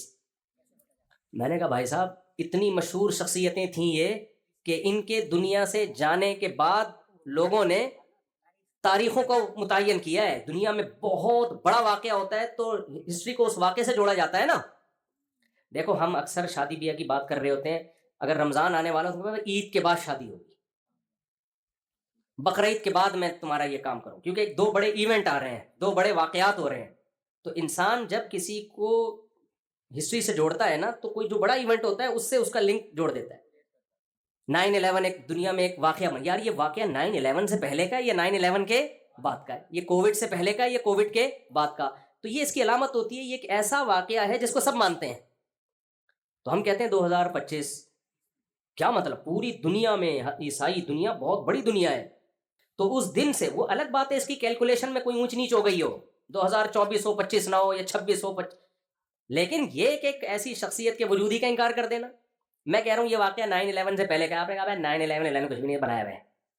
تو ایسا نہیں ہو سکتا کہ اتنے مشہور واقعات سے کچھ چیز کو فرضی طور پہ جوڑا نہیں جا سکتا. خیر, تو اتنے سارے پیغمبر دنیا میں آئے اور سب کا دعویٰ ایک تھا کہ انسان کو یہ بتایا جائے کہ تمہیں پیدا کیوں کیا گیا ہے. آپ کہہ سکتے ہو مفتی صاحب رمضان پہ ہم آپ کا بیان سننے کے لیے آئے تھے, آپ یہ کیا لے کے بیٹھ گئے ہو؟ کہنے والے تھے نا, تو یہ رمضان ہی پہ بیان ہو رہا ہے میرا. یہ میرا بیان کس پہ ہو رہا ہے؟ رمضان پہ ہو رہا ہے. تو اس کے بغیر رمضان سمجھ میں آئے گا نہیں, ہمارا اپنا اسٹائل ہے بھائی بات کرنے کا. خیر, ایک حکیم صاحب جب بھی علاج کرتے تھے نا ہر ایک کو جلاب آور دوا دیتے تھے, وہ ان کا اپنا حکیموں کا ہوتا ہے نا. تو وہ ہمارے حضرت مفتی رشید صاحب بیمار ہوئے, ڈاکٹر ان کا گلا بند ہو گیا تھا, علاج سے فائدہ نہیں ہو رہا تھا. تو حکیم جس کو آتے جس کو کہتے پہلے میرا طریقہ یہ ہے کہ میں پہلے پیٹ صاف کرتا ہوں. تو حضرت ویسے ہی دبلے پتلے سے تھے, حضرت نے کہا مجھے نہیں چاہیے بھائی تیری دوا. تو پھر ایک لطیفہ سناتے تھے کہ حکیم صاحب ہر ایک کو کہتے تھے کہ بھائی جو بھی بیمار آتا کہتے ہیں پہلے اس کا مادہ فاسدہ نکلنا چاہیے, موشن کی دوا دی جائے اس کو, تاکہ مادہ جو فاسد مادے جمع ہو گئے پہلے وہ نکلیں گے, پھر صحیح مادے جائیں گے اندر. تو ایک بہت باریک سا بندہ آیا, تو حکیم صاحب نے اس کو بھی وہ جمال گوٹا ٹائپ کی چیز دے دی. اس نے کہا حکیم صاحب یہ بیچارہ کہ مادہ ہی نہیں ہے اس میں, فاسد کہاں سے آ گیا؟ حکیم صاحب نے کہا نہیں, مادہ فاسدہ کا نکلنا بہت ضروری ہے. ہر ایک کا اپنا اسٹائل ہوتا ہے علاج کا. تو میں بھی نا پہلے آپ کے دماغ میں جو فاسد مادے گھسے ہوئے ہیں نا, سوری کہ ہم انگریز کو اپنا باپ بنا بیٹھے ہیں, ہم ویسٹرن کلچر کو ان قوموں کو کامیاب سمجھ بیٹھے ہیں, اس مادہ فاسدہ کا دماغ سے نکلنا بہت ضروری ہے. پھر بھائی رمضان بھی سمجھ میں آئے گا, شوال بھی سمجھ میں آئے گا. ایک صاحب حج کرنے گئے, وہ ایتھیسٹ سے مسلمان ہوئے تھے, وہ حج کے دوران ایمان بڑھنے کے بجائے گھٹنا شروع ہو گیا. کہنا یار یہ کیا ہے, یوں کنکریاں مار رہے ہو, یہ یوں گھوم رہے ہو, کیا ہے اس کی کیا لاجک نہیں ہے کوئی. تو وہ کہہ رہے ہیں یار میرا تو ایمان بڑھنے کے بجائے کیا ہو گیا ہے. تو میں نے کہا آپ کا مادہ فاسدہ نکالنا پہلے ضروری ہے. پھر میں ان کو حج کا فلسفہ سمجھایا تو وہ اللہ کا شکر ہے. اچھا ان کو ڈرا اتنا دیا تھا وہاں مولانا لوگوں نے, بعض مولانا نے, کہ وہ مدینے کے آداب بتائے نا کہ مدینے میں ادب یہ ہے کہ اس کو یوں نہیں, یہاں کسی چیز پہ اعتراض نہیں کرنا, دہی کو یہ نہیں کہنا کھٹا دہی ہے. وہ اتنا ڈرا دیا ان کو. اب ان کو روٹی پسند نہیں آ رہی تو روٹی کو یہ نہیں کہہ سکتے کہ یہ کچی ہے, نمک تیز ہو گیا تو یہ نہیں کہہ سکتے بھائی مدینہ کے کباب ہے وہ, آپ کیسے کہہ سکتے ہو کہ نمک کم ہے. مدینہ کے پراٹھے کو یہ کہہ دیا کہ کچے پراٹھے ہیں. وہ مولانا صاحب جو انہوں نے اتنا ڈرا دیا نا ان کو, وہ بیچارہ ویسے ہی ایتھیس سے اسلام کی طرف آیا تھا, ایتھیزم سے. اب وہ یہ اتنے آداب سن کے بہت ڈر گیا. اچھا میں دیکھ رہا تھا, میں نے کہا اس کی بیچارے کی نا کچھ آداب میں یہ ہم سے وہ ادب نہیں ہو پا رہا, کیونکہ جو کھانا کھلا رہے ہو بھائی ایک دفعہ غلط کھلا دیا, دوسری دفعہ غلط کھا, میں غصہ نہیں آئے گا, تم پیسے تم نے لیے ہیں اتنے تو کھانا تو صحیح کھلاؤ. اچھا جب اتنا آداب اتنے سکھا دیے نا کہ وہ ایک خاتون وہ لڑ پڑی. کہیں روٹی سعودیوں کی روٹی الگ ٹائپ کی ہوتی ہے نا, ہم الگ ٹائپ کی روٹی کے آتی ہیں, تو وہ خاتون نے ہنگامہ کر دیا, بولا ہم سے تم لوگوں نے اتنے پیسے لیے ہیں, روٹی تو کم صحیح کھلاؤ نا. وہ سارے آداب اس نے سائڈ پر, اس کے بعد سے ہمیں روٹی صحیح ملنا شروع ہو گئی. تو وہ بیچارہ بجائے ایمان بڑھنے کے اس کے اور نیچے آ چکا تھا. تو پھر اس نے کہا یہ کیا ہو رہا ہے, کنکریاں مار رہے ہیں, یہ کیا شیطان ہے یہاں پہ. میں نے کہا شیطان میطان نہیں ہے بھائی, یہاں نشانی ہے شیطان کی. تو مادہ فاسدہ کا نکلنا کیا ہے, بہت ضروری ہے. اس لیے وہ حکیم صاحب کا لطیفہ میں مکمل کر لوں نا. تو وہ بندے کو جلاب لگ گئے, لوگوں نے آ کے کہا حکیم صاحب اس کو تو موشن بند ہی نہیں ہو رہے. حکیم صاحب نے کہا مادہ فاسد نکل رہا ہے نا, کوئی اچھی چیز تو نہیں نکل رہی نا, گندا مادہ نکل رہا ہے, جتنا نکلے اتنا اچھا ہے. بھائی روک لے اس کو, کہہ رہے نہیں جتنا نکلے اتنا اچھا ہے. اصل میں حکیم سے روکا نہیں جا رہا تھا وہ. اب وہ کیا کر, بالآخر وہ مر گیا. لوگوں نے آ کے بتایا حکیم صاحب اس کا تو انتقال ہو گیا. حکیم صاحب نے کہا شکر کرو مادہ فاسدہ نکال کے گیا ہے. قبر میں لے جاتا گندی ہو جاتی قبر, صاف ستھرا ہو گئی. یہ تو خیر ایک لطیفہ ہے, لیکن میں آج کل اسی کو فوکس کرتا ہوں کہ پہلے جو ہمارے دماغوں میں فاسد مادے گھسے ہوئے ہیں نا, وہ کیا ہو جائیں, وہ صاف ہو جائیں, تو پھر سب کچھ سمجھ میں آئے گا. اگر میں آپ سے کہوں رمضان کے روزے رکھو تو آپ بولو گے مفتی صاحب آپ ہمارے کیا لگتے ہو یار. میں آپ سے بولوں رمضان میں یہ کرو وہ کرو, آپ کیا کرو گے. میں آپ کو ڈراؤں جہنم کی وجہ نہیں سناؤ کہ بھائی یہ کرنے سے یہ آگ میں جاؤ گے, یہ کرنے سے جنت. شیطان آپ کے دل میں وسوسے ڈالے گا یار. یہ تو ہر قوم میں موٹیویشن کے طریقے ہوتے ہیں, ہر مذہب میں. پنڈت لوگ بھی جب اپنے لوگوں کو بتاتے ہیں بتوں کے سامنے جھکو, تو وہ بھی تو کچھ ڈراتے تو ہوں گے نا کہ بھگوان کی عبادت نہیں کرو گے تو یہ ہو جائے گا, کرو گے تو یہ ہو جائے گا. مولوی صاحب بھی جب کسی کو نماز کے لیے بلاتے ہیں, وہ بھینس والا قصہ ہے نا, ایک مولوی صاحب دیہاتی سے کہتے تھے نماز نہیں پڑھتے تم, اس نے کہا پڑھوں گا بھینسوں کا نقصان ہوگا. مولوی صاحب نے کہا بھائی آ کے پڑھا کرو, بھینسیں دودھ زیادہ دیں گی. کسی بھی عمل پہ لانے کے لیے کوئی نہ کوئی ترغیب دی جاتی ہے, تو سیاسی ترغیبیں ہوتی ہیں, تو لوگ سمجھتے ہیں کہ یار یہ اسلام نے بھی کچھ ایسی ترغیبیں لگا دی ہیں ساتھ میں تاکہ لوگ اسلام پہ عمل کریں, تو ہر مذہب میں ہوتی ہیں. تو بھینسوں کا میں بہت دفعہ قصہ سنا چکا ہوں, جلدی کر دیتا ہوں. تو وہ دیہاتی فجر پڑھنے آیا تو دیکھا دودھ زیادہ ہونے کے بجائے ایک بھینس مر گئی. ظہر پڑھنے آیا تو دوسری بھینس مر گئی. تو اس نے امام صاحب سے کہا, امام صاحب نے کہا قدرت تمہارا امتحان لے رہی ہے کہ تمہارا ایمان کتنا مضبوط ہے, پابندی سے پڑھو. اثر پڑی, ایک اور بھینس مر گئی نا. بیچارہ پریشان, پھر امام صاحب کے پاس آیا. امام صاحب نے کہا اصل میں تمہارا قدرت امتحان لے رہی ہے, ابھی امتحان شروع ہوا ہے. مغرب پڑھنے آیا, ایک اور بھینس مر گئی. تو ایک کٹا چیخ رہا تھا, اس سے کہا چپ ہو جا, تو خالی 2 نفل کی مار ہے. کہہ رہا وہ زیادہ شور نہ مچا, تو خالی 2 نفل کی مار ہے. تو اس کا یہ ایمان بن گیا تھا کہ بھائی نماز پڑھنے سے بھینس مرتی ہے. تو جب بھی مولانا لوگ کہتے ہیں جنت میں حوریں ہوں گی, یہ شہد کی نہریں ہوں گی, دودھ کی نہریں ہوں گی, حسین باغات ہوں گے, تو ہمارا لبرل سیکولر طبقہ کہتا ہے بھائی یہ تو منجن ہے جو مولویوں نے بیچے ہوئے ہیں. تاکہ مجھے یاد ایک دفعہ پنجاب میں ہم تھے روزوں میں نا, ایک بڑے لبرل صاحب تھے, روزے تو سبھی رکھ رہے ہوتے ہیں. تو 15 روزے کے بعد وہ ہنسنے لگے افطاری میں, کہتے ہیں یار یہ مولویوں نے کس چکر میں لگا دی ہم لوگوں کو, یہ مولویوں نے ہمیں کس چکر میں لگا دیا. تو خیر, تو اس لیے یہ مادہ فاسدہ کا نکلنا جو ہے نا مرنے سے پہلے بہت ضروری ہے. اس لیے میں اتنی ڈیٹیل میں جا رہا ہوں, بس بات کو میں سمیٹتا ہوں. تو بھائی جس نے ہمیں بنایا ہے وہ ہمیں بتاتا ہے کہ میں نے تمہیں اچھا کہ وہ ہمیں بتاتا ہے کہ میں نے کیوں بنایا اور میں تم سے کیا چاہتا ہوں. تو اللہ نے قرآن میں کئی جگہ اس بات کو ایکسپلین کیا ہے مختلف الفاظوں کے ساتھ. مختلف الفاظوں کے ساتھ اس لیے کہ تاکہ ایک بات کی کوئی دوسرا غلط تشریح نہ کر لے. اس لیے ایک جگہ کسی اور الفاظ, ایک جگہ کسی اور الفاظ, ایک جگہ کسی اور الفاظ. مثال کے طور پر قرآن نے کہا وما خلقت الجن والانس الا لیعبدون, میں نے انسان اور جنات کو اپنی عبادت کے لیے بنایا. اب اس کی غلط تشریح بھی ہو سکتی تھی, عبادت کا مطلب بس صبح شام نماز روزے میں رہو. جیسے پنڈت لوگ دیکھے ہیں نا آپ نے, وہ کہتے ہیں بھائی بالکل ہم ننگ دھڑنگ ہو کے نکل جاتے ہیں. یا پادریوں نے رہبانیت کو ایک فرض کیا ہوا تھا, تو اللہ نے دوسری جگہ ایکسپلین کر دیا کہ عبادت کا مطلب کیا ہے. وہ ایکسپلین اللہ نے یہ کیا، هل اتى على الانسان حين من الدهر لم يكن شيئا مذكورا انا خلقنا الانسان من نطفة امشاج نبتليه، ہم اس کو آزمانا چاہتے تھے، فجعلناه سميعا بصيرا، ہم نے اس کو سنتا دیکھتا بنا دیا، اس میں یعنی اس میں یہ صلاحیتیں رکھ دیں، اور پھر اما شاکرن و اما کفورا، کچھ اس میں شکر گزار بن گئے، کچھ ناشکرے بن گئے۔ تو اس آیت سے پتہ چلتا ہے عبادت کا مطلب ہے شکر گزار بننا، اللہ کا شکر ادا کرنا، لیکن اس میں بھی ابہام ہے، بھائی شکر کا مطلب کیا ہے؟ آپ تھینک یو یا الحمدللہ کی کہتے رہو۔ تو قرآن نے ایک اور جگہ یعنی بتا دیا کہ عبادت اور شکر ایک ہی چیز کے دو نام ہیں، اور اس کا مطلب کیا ہے شکر گزار بننے کا؟ اس کا مطلب قرآن نے ایک اور جگہ بتایا، قرآن کہتا ہے تبارک الذی بیدہ الملک وہو علی کل شیء قدیر الذی خلق الموت والحیات لیبلوکم، اس نے موت زندگی کو پیدا کیا تاکہ وہ تمہیں آزمائے، ایکم احسن عملا، تم میں اچھا عمل کون کرتا ہے۔ اب دودھ کا دودھ اور پانی کا پانی، یعنی اللہ کہتے ہیں میں نے تمہیں پیدا کیا اپنی عبادت کے لیے۔ اللہ کہتے ہیں عبادت کا مطلب ہے تم میرے شکر گزار بنو، نا شکرے مت بنو۔ پھر اللہ کہتے ہیں شکر گزار کا مطلب یہ ہے کہ تم اچھا عمل کرو۔ کیا مطلب؟ انسان میں دو چیزیں ہوتی ہیں، اچھے بھی برے بھی۔ جانوروں میں ایک ہی اچھا برا ہوتا ہے، جانوروں میں بھائی جانور کو اللہ نے جیسا بنا دیا ویسے کا ویسے ہی رہے گا۔ جو وفادار جانور ہیں ہمیشہ وفادار، کتا وفا کرتا ہے تو ہمیشہ وفادار ہی رہے گا، وہ بے وفا ہو ہی نہیں سکتا۔ جو بزدل ہیں وہ ہمیشہ بزدل رہیں گے، جو بہادر ہیں وہ ہمیشہ بہادر۔ جانوروں میں اچھے برے نہیں ہوتے، موٹے تازے ہوتے ہیں۔ آپ جب قربانی کا بکرا لے کر آتے ہو، اچھا بکرا خریدا برا بکرا خریدا تو کیا مطلب؟ بے وفا ہے، جھوٹ بولتا ہے، اپنے ماں باپ کو اولڈ ہاؤس میں جمع کرایا ہوا ہے اس بکرے نے، امانت میں خیانت کرتا ہے، دو نمبری کا ڈیڑھ ہوشیار ہے نا۔ اچھے کا مطلب موٹا تازہ ہے، گوشت بہت نکلے گا۔ بیکار کا مطلب صرف سوپ بنا کے پی سکتے ہو، اس کا لاغر ہے۔ تو جو جیسا ہے ویسے کا ویسے ہی رہے گا بھائی، تبھی ان کے لیے جنت جہنم نہیں ہے۔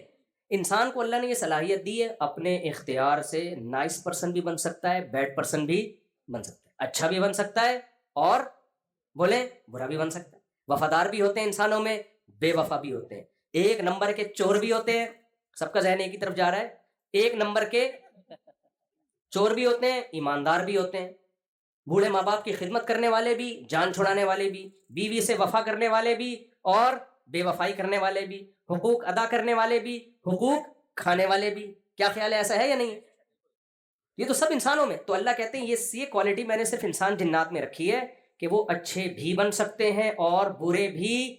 ان میں کنجوس بھی ہوتے ہیں، سخی بھی ہوتے ہیں۔ جانوروں میں کنجوس جو ہے وہ ہمیشہ کنجوس ہی رہے گا، جو سخی ہیں وہ ہمیشہ سخی رہیں گے۔ انسانوں میں کنجوس بھی ہیں اور سخاوت کے دریا بھی ہیں۔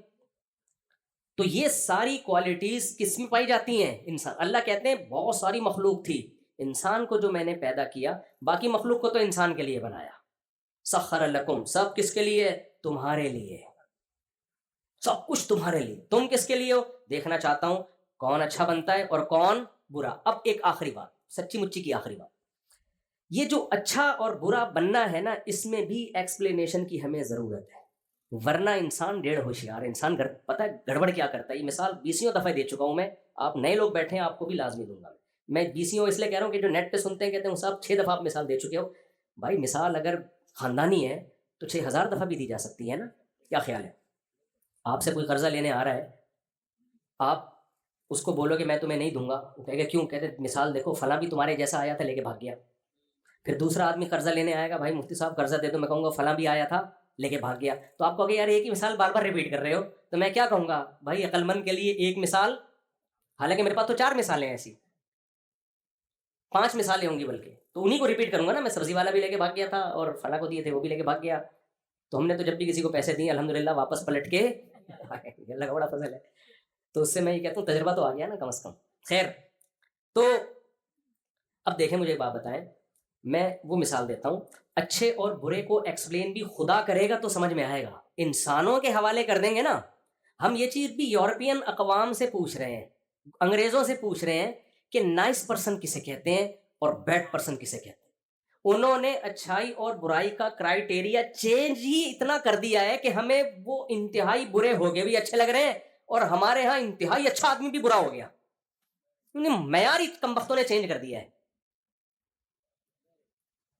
سمجھ میں آ رہی ہے بات؟ سارا آوے کا آوا ہی بگاڑ دیا انہوں نے.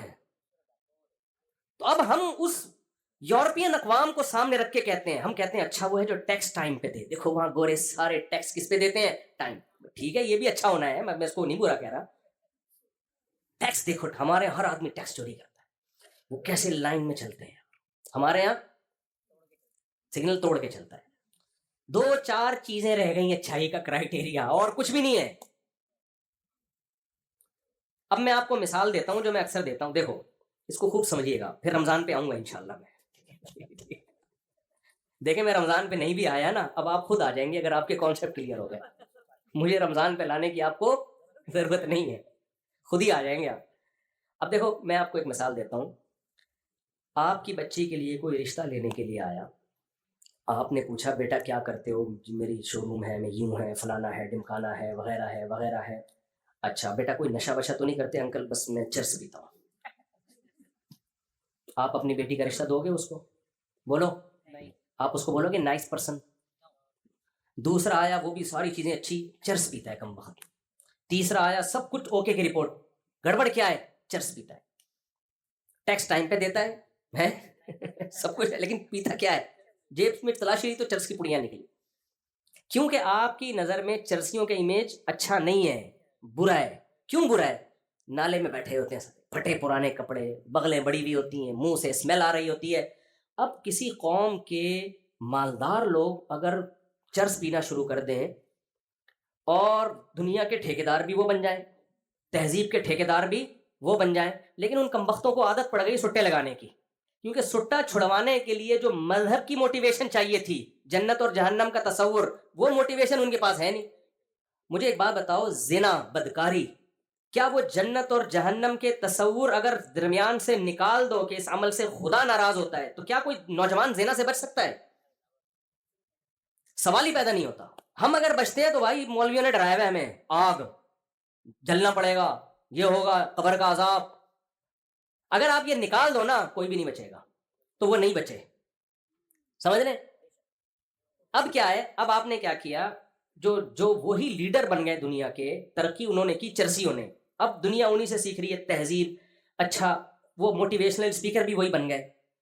تو سب سے پہلے تو وہ اپنے اوپر سے یہ الزام بری کریں گے نا، اپنے آپ کو اس الزام سے گالی سے نکالیں گے کہ ہم برے لوگ نہیں ہیں، ہم کیا ہیں؟ ہم اچھے لوگ ہیں. تو ہم اب وہ کیا کریں گے؟ اچھائی کی ڈیفینیشن چاہیے. اب وہ کہیں گے کہ دیکھو یار، یہ جو پاکستان میں گندے نالوں میں بیٹھ کے سوٹے لگا رہے ہوتے ہیں نا، منہ کر کے، گندے میلے کپڑے، یہ ٹرینڈ اب چینج ہونا چاہیے. ایک تو چرس کو مہنگا کرو، غریب ملکوں کا کام نہیں ہے یہ صرف مالدار لوگ پئیں گے، ایجوکیٹڈ لوگ پئیں گے. اور اس کی گیدرنگ ہوگی گلشن اقبال میں، بڑی بڑی جگہوں پہ 3 پیس سوٹ اور ٹائی کے بغیر کسی کو چرس میں پینے کی اجازت نہیں ہے. اس کا نام چینج کر کے اینٹی ڈپریشن پاؤڈر، اس کا نام کیا ہوگا؟ Anti depression powder. اور یہ صرف ان لوگوں کو جو بڑے بڑے دماغی کام کر رہے ہیں، اور اس دماغی کام کی وجہ سے ان کو ڈپریشن. غریب کو کیا ڈپریشن ہوگی بھائی؟ انہیں وہاں بیٹھ کے چائے پینی ہے. یہ میچور لوگوں کا کام ہے، یہ غریب غربا لوگوں کا کام نہیں ہے. تو اس کے بڑے، اور پھر اس کی پیکنگ بھی اتنی اٹریکٹیو، ایسی چمک پٹیوں میں وہ، اور پھر ڈاکٹر ریکمنڈ کر رہے ہوں گے آپ کو ڈپریشن ہے تو آپ یہ ٹیبلٹ پئیں. آپ اس کے بعد تھوڑے دن میں پتہ ہے کیا ہوگا؟ وہی مثال الٹی ہو جائے گی. وہی بندہ آیا رشتے کے لیے 3 پیس سوٹ ٹائی میں، آپ نے پوچھا بیٹا کیا کرتے ہو؟ یہ آپ کہیں گے بیٹا چرس پیتے ہو؟ نہیں انکل میں تو چرس. فنڈامنٹلسٹ، بنیاد پرست، دفاع ہو یہاں سے، گھٹیا انسان چرس نہیں پیتا یار. اس کا مطلب تو اتنا بنیاد پرست ہے، تو ہماری بچی کو بھی نہیں پینے دے گا. یہ تو گھٹن کے ماحول میں، یہ تو تم لگتا ہے تمہارا کو مولویوں نے تمہیں یہ گھٹن کا ماحول کس نے سکھایا ہے؟ لوگ کہتے ہیں نا مولویوں کا بڑا گھٹن کا ماحول ہوتا ہے، بیویوں کو رسیوں سے باندھ کے رکھتے ہیں، چارپائیوں سے، بڑے بڑے برقے شٹل کاک کی طرح چڑھا دیتے ہیں ان کے اوپر. یہ گھٹن کا ماحول ہے، گھٹن کا، سمجھ رہے ہیں؟ ایسا بنا کے اس کو پیش کریں گے نا کہ جو چرس نہیں پیتا ہوگا.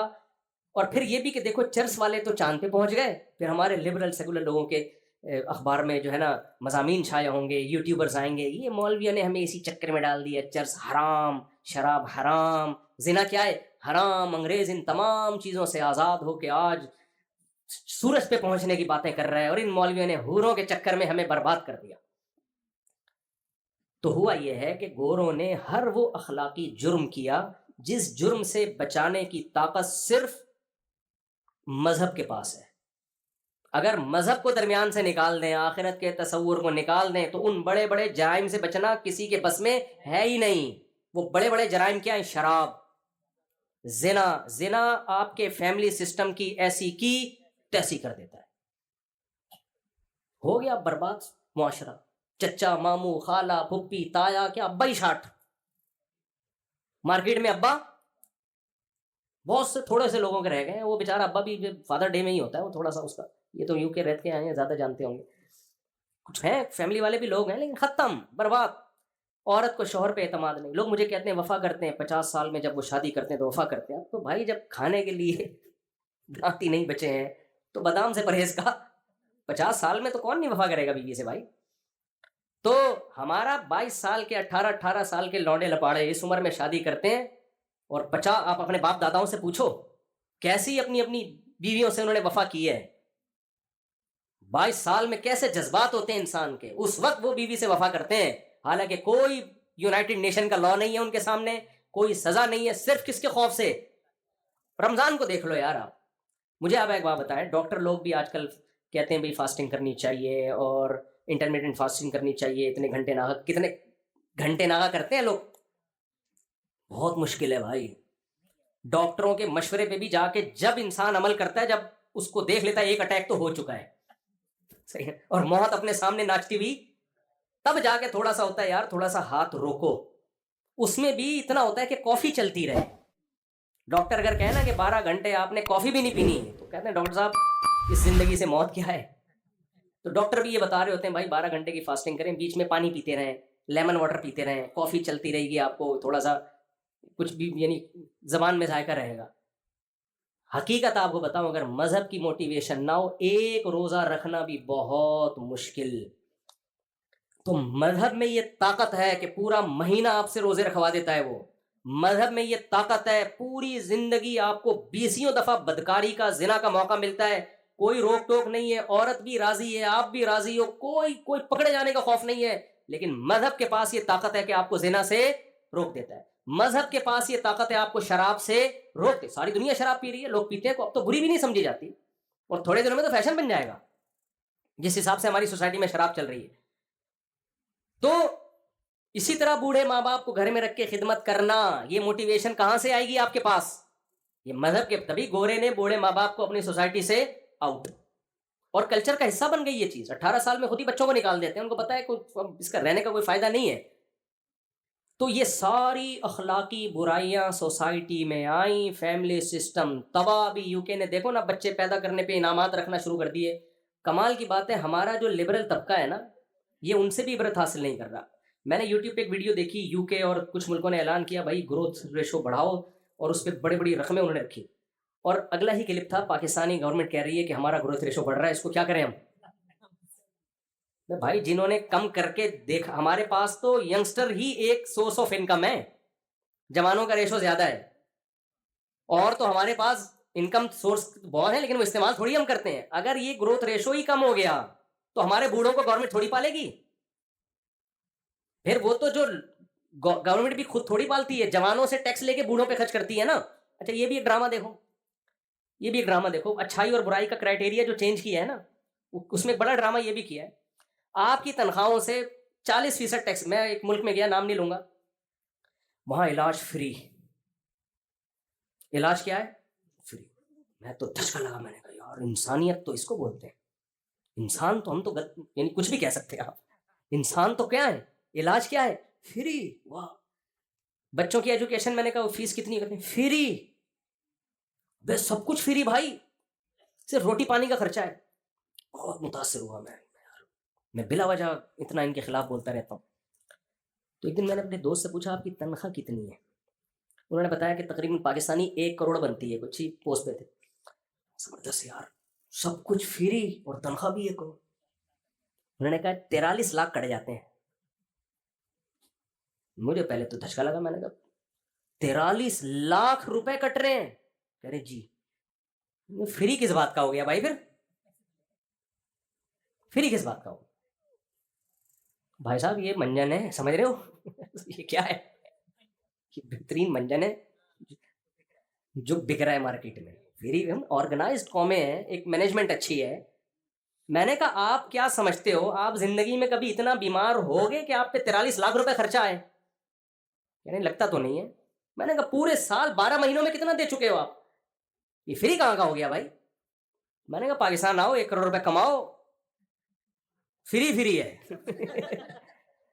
ٹھیک ہے یہاں آپ کا فری میں علاج نہیں ہوتا, لیکن اتنا پیسہ بھی تو, پیسے سے علاج کرا لو تو آپ کے چاچا مامے ڈاکٹر نکل آئیں گے بھائی, وہ تو صحیح علاج کریں گے نا آپ کا, ان کے تو چاچا ماما بھی نہیں ہوتے.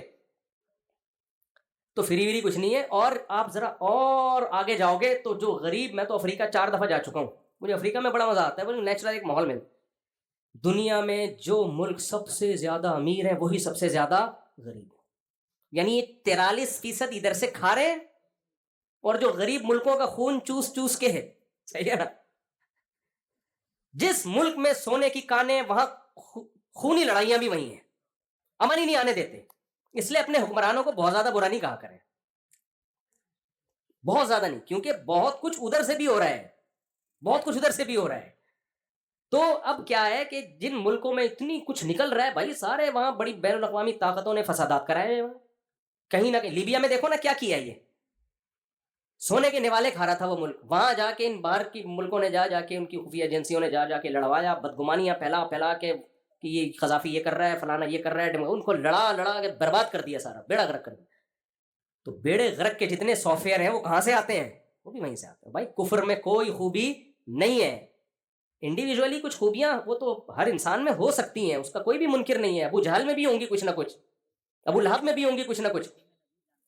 تو خدا کی نظر میں جو اچھائی اور برائی کا معیار ہے, اس معیار کو سامنے رکھ کے آپ کو فیصلہ کرنا پڑے گا. وہ میں جلدی اتنا بیان ہو گیا تو میں بتا دوں خدا کی نظر میں معیار کیا ہے. دیکھو اسلام انسانیت کا قائل ہے. جیسے ہم کہتے ہیں نا گورے بہت اچھے ہیں, بہت اچھے ہیں, لوگوں کے لیے بہت اچھے. یہ بہت اچھے بڑا مبہم لفظ ہے.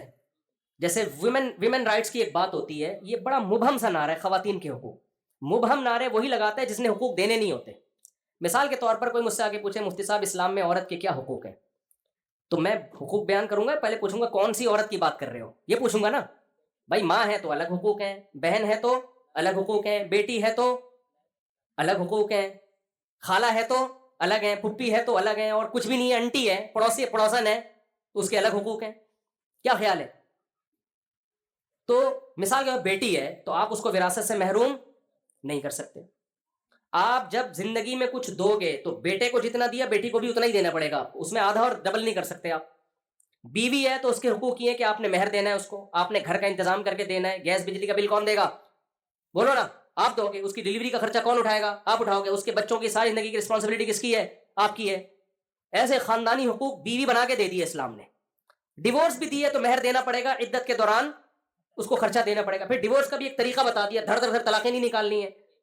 مر گئے تو 12.5% ہے اس کا, اگر آپ کے بچے ہیں, بچے نہیں ہیں تو 25% ہے اس کا آپ کی وراثت میں. وہ آپ اس سے محروم نہیں کر سکتے بیوی کو. حتیٰ کہ بیماری کی حالت میں آپ نے ساری جائیداد اٹھا کے کسی ٹرسٹ کو دے دی, شریعت اس کو کلعدم قرار دیتی ہے. بھائی آپ کے حق ہے, بیوی ہے یار, ساری زندگی اس نے گزاری ہے, آپ اٹھا کے کسی اور کو پکڑا رہے ہو. آپ سمجھ رہے ہیں یا نہیں سمجھ رہے بات کو؟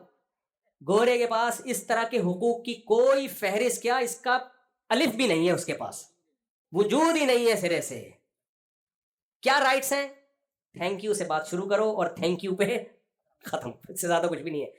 خواتین کہتی ہیں نا, دیکھو انگریز لوگ کتنے ہنستے کھیلتے مسکراتے اور تھینک یو وینک یو, اور ہمارے میاں گالیاں لے کے گھر آتے ہیں اور سناتے ہیں بات غصہ. میں ان سے کہتا ہوں دیکھو آپ کا نیوٹن کا لا ہے, ہر ایکشن کا ری ایکشن ہوتا ہے.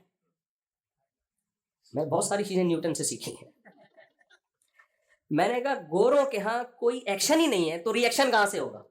مثال کے طور پر میں نے کہا دیکھو ابھی عید آ رہی ہے, ہماری عورتیں کیا کہیں گی, سینڈل بھی لینے ہیں عید پہ, چوڑیاں بھی لینی ہیں عید پہ, فلانے کے کپڑے بھی لینے ہیں, پھر فلانے کی شادی, عید کے بعد شادیاں پہ ایک نیا سلسلہ, میری بہن کی شادی, میرے بہنوں کے جو ہے نا وہ دعوت کی ہے اس نے, فلانے کی شادی, یہ سارے ایکشن ہو رہے ہیں. اور یہ کس کی کھوپڑی پہ جا کے وار کر رہے ہیں؟ اکیلے آدمی کی, اور جس کی چار ہو تو سوچو چاروں طرف سے فائرنگ ہو رہی ہے, دھاڑ دھاڑ دھاڑ. تو اس ایکشن کے ری ایکشن میں 2-4 گالیاں نکل جائیں تو یہ کوئی بڑی بات. حالانکہ نیوٹن نے کہا تھا جتنا پاورفل ایکشن ہوگا نا ری ایکشن اتنا ہی پاورفل ہوگا. اس حساب سے تو بھائی اللہ نہ کرے کہیں شروع نہ کر دے, چپیٹے ہونے چاہیے. کرے نہیں کہ ایسا نہ شروع کر لیں. عذاب میں میرے پاس تو لوگ آئے ہیں نا یار, عید آتی ہے مسا ہمارا تو جنازہ نکل جاتا ہے. آپ گھر سے باہر جا رہے ہو, واپسی پہ 6 انڈے لیتے ہوئے آنا, یہ کیا ہے؟ ایکشن ہے. تو ریئیکشن تھوڑا بہت تو بنتا ہے نا. گوروں میں نہیں ہے یہ کہ بیگم کہہ رہی ہے کرسمس کے موقع پہ مجھے یہ دلائیں, کچھ بھی نہیں دلانا بھائی, کچھ بھی نہیں. پیپر میرج ہے, تم ادھر سو میں ادھر سو, آپس کا موڈ ہوا تو ٹھیک ہے, نہیں ہوا تو اس میں بھی کوئی ایک دوسرے کے پابند نہیں ہے. اس کو تھینک یو کے علاوہ بچا ہی کچھ نہیں بیچارے کے پاس. تو میں تو خواتین سے کہتا ہوں کہ ٹھیک ہے آپ اپنے شوہروں سے بولو کہ آدھا خرچہ ہم اٹھائیں گے, آدھا آپ اٹھاؤ. وہ بھی بھر بھر کے تھینک یو تھینک یو پیش کرے گا. تو یہ حقوق کا تعین اسلام نے کیا. انسانی حقوق اسلام سکھاتا ہے, عورت کو بھی پابند کرتا ہے. ساری ذمہ داریاں مرد پہ نہیں ڈالی ہیں, عورت پہ بھی ڈالی ہیں تاکہ ریلیشن مضبوط ہو. بھائی جب یہ اتنا اس کو میں نے اتنی ذمہ داریاں ڈال دی ہیں تو اس کی پرمیشن کے بغیر آپ گھر سے باہر نہیں جا سکتی.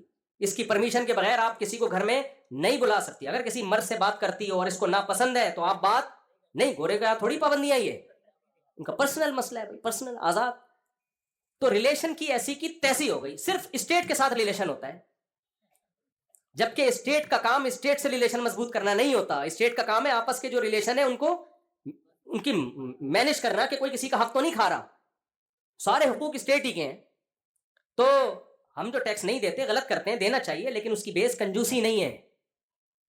کنجوسی نہیں ہے. کنجوسی ہوتی تو اتنی زکاتیں تھوڑی نہیں کر. مسلمانوں کا خالی تہوار دیکھ لو آپ, خالی بقرعید دیکھ لو بھائی, کسی ساری دنیا کے سارے تہواروں کو جمع کرو, اس پہ جو خرچہ ہوتا ہے اور انسانیت کو فائدہ ٹکے کا بھی نہیں ہوتا. صرف ایک بقرعید کے تہوار کو دیکھ لو, اس پہ مالداروں کا کھربوں خرچہ ہوتا ہے اور فائدہ دبا کے غریب لوگ اٹھاتے ہیں اس کا. اور اسلام نے بھی گوشت رکھا ہے.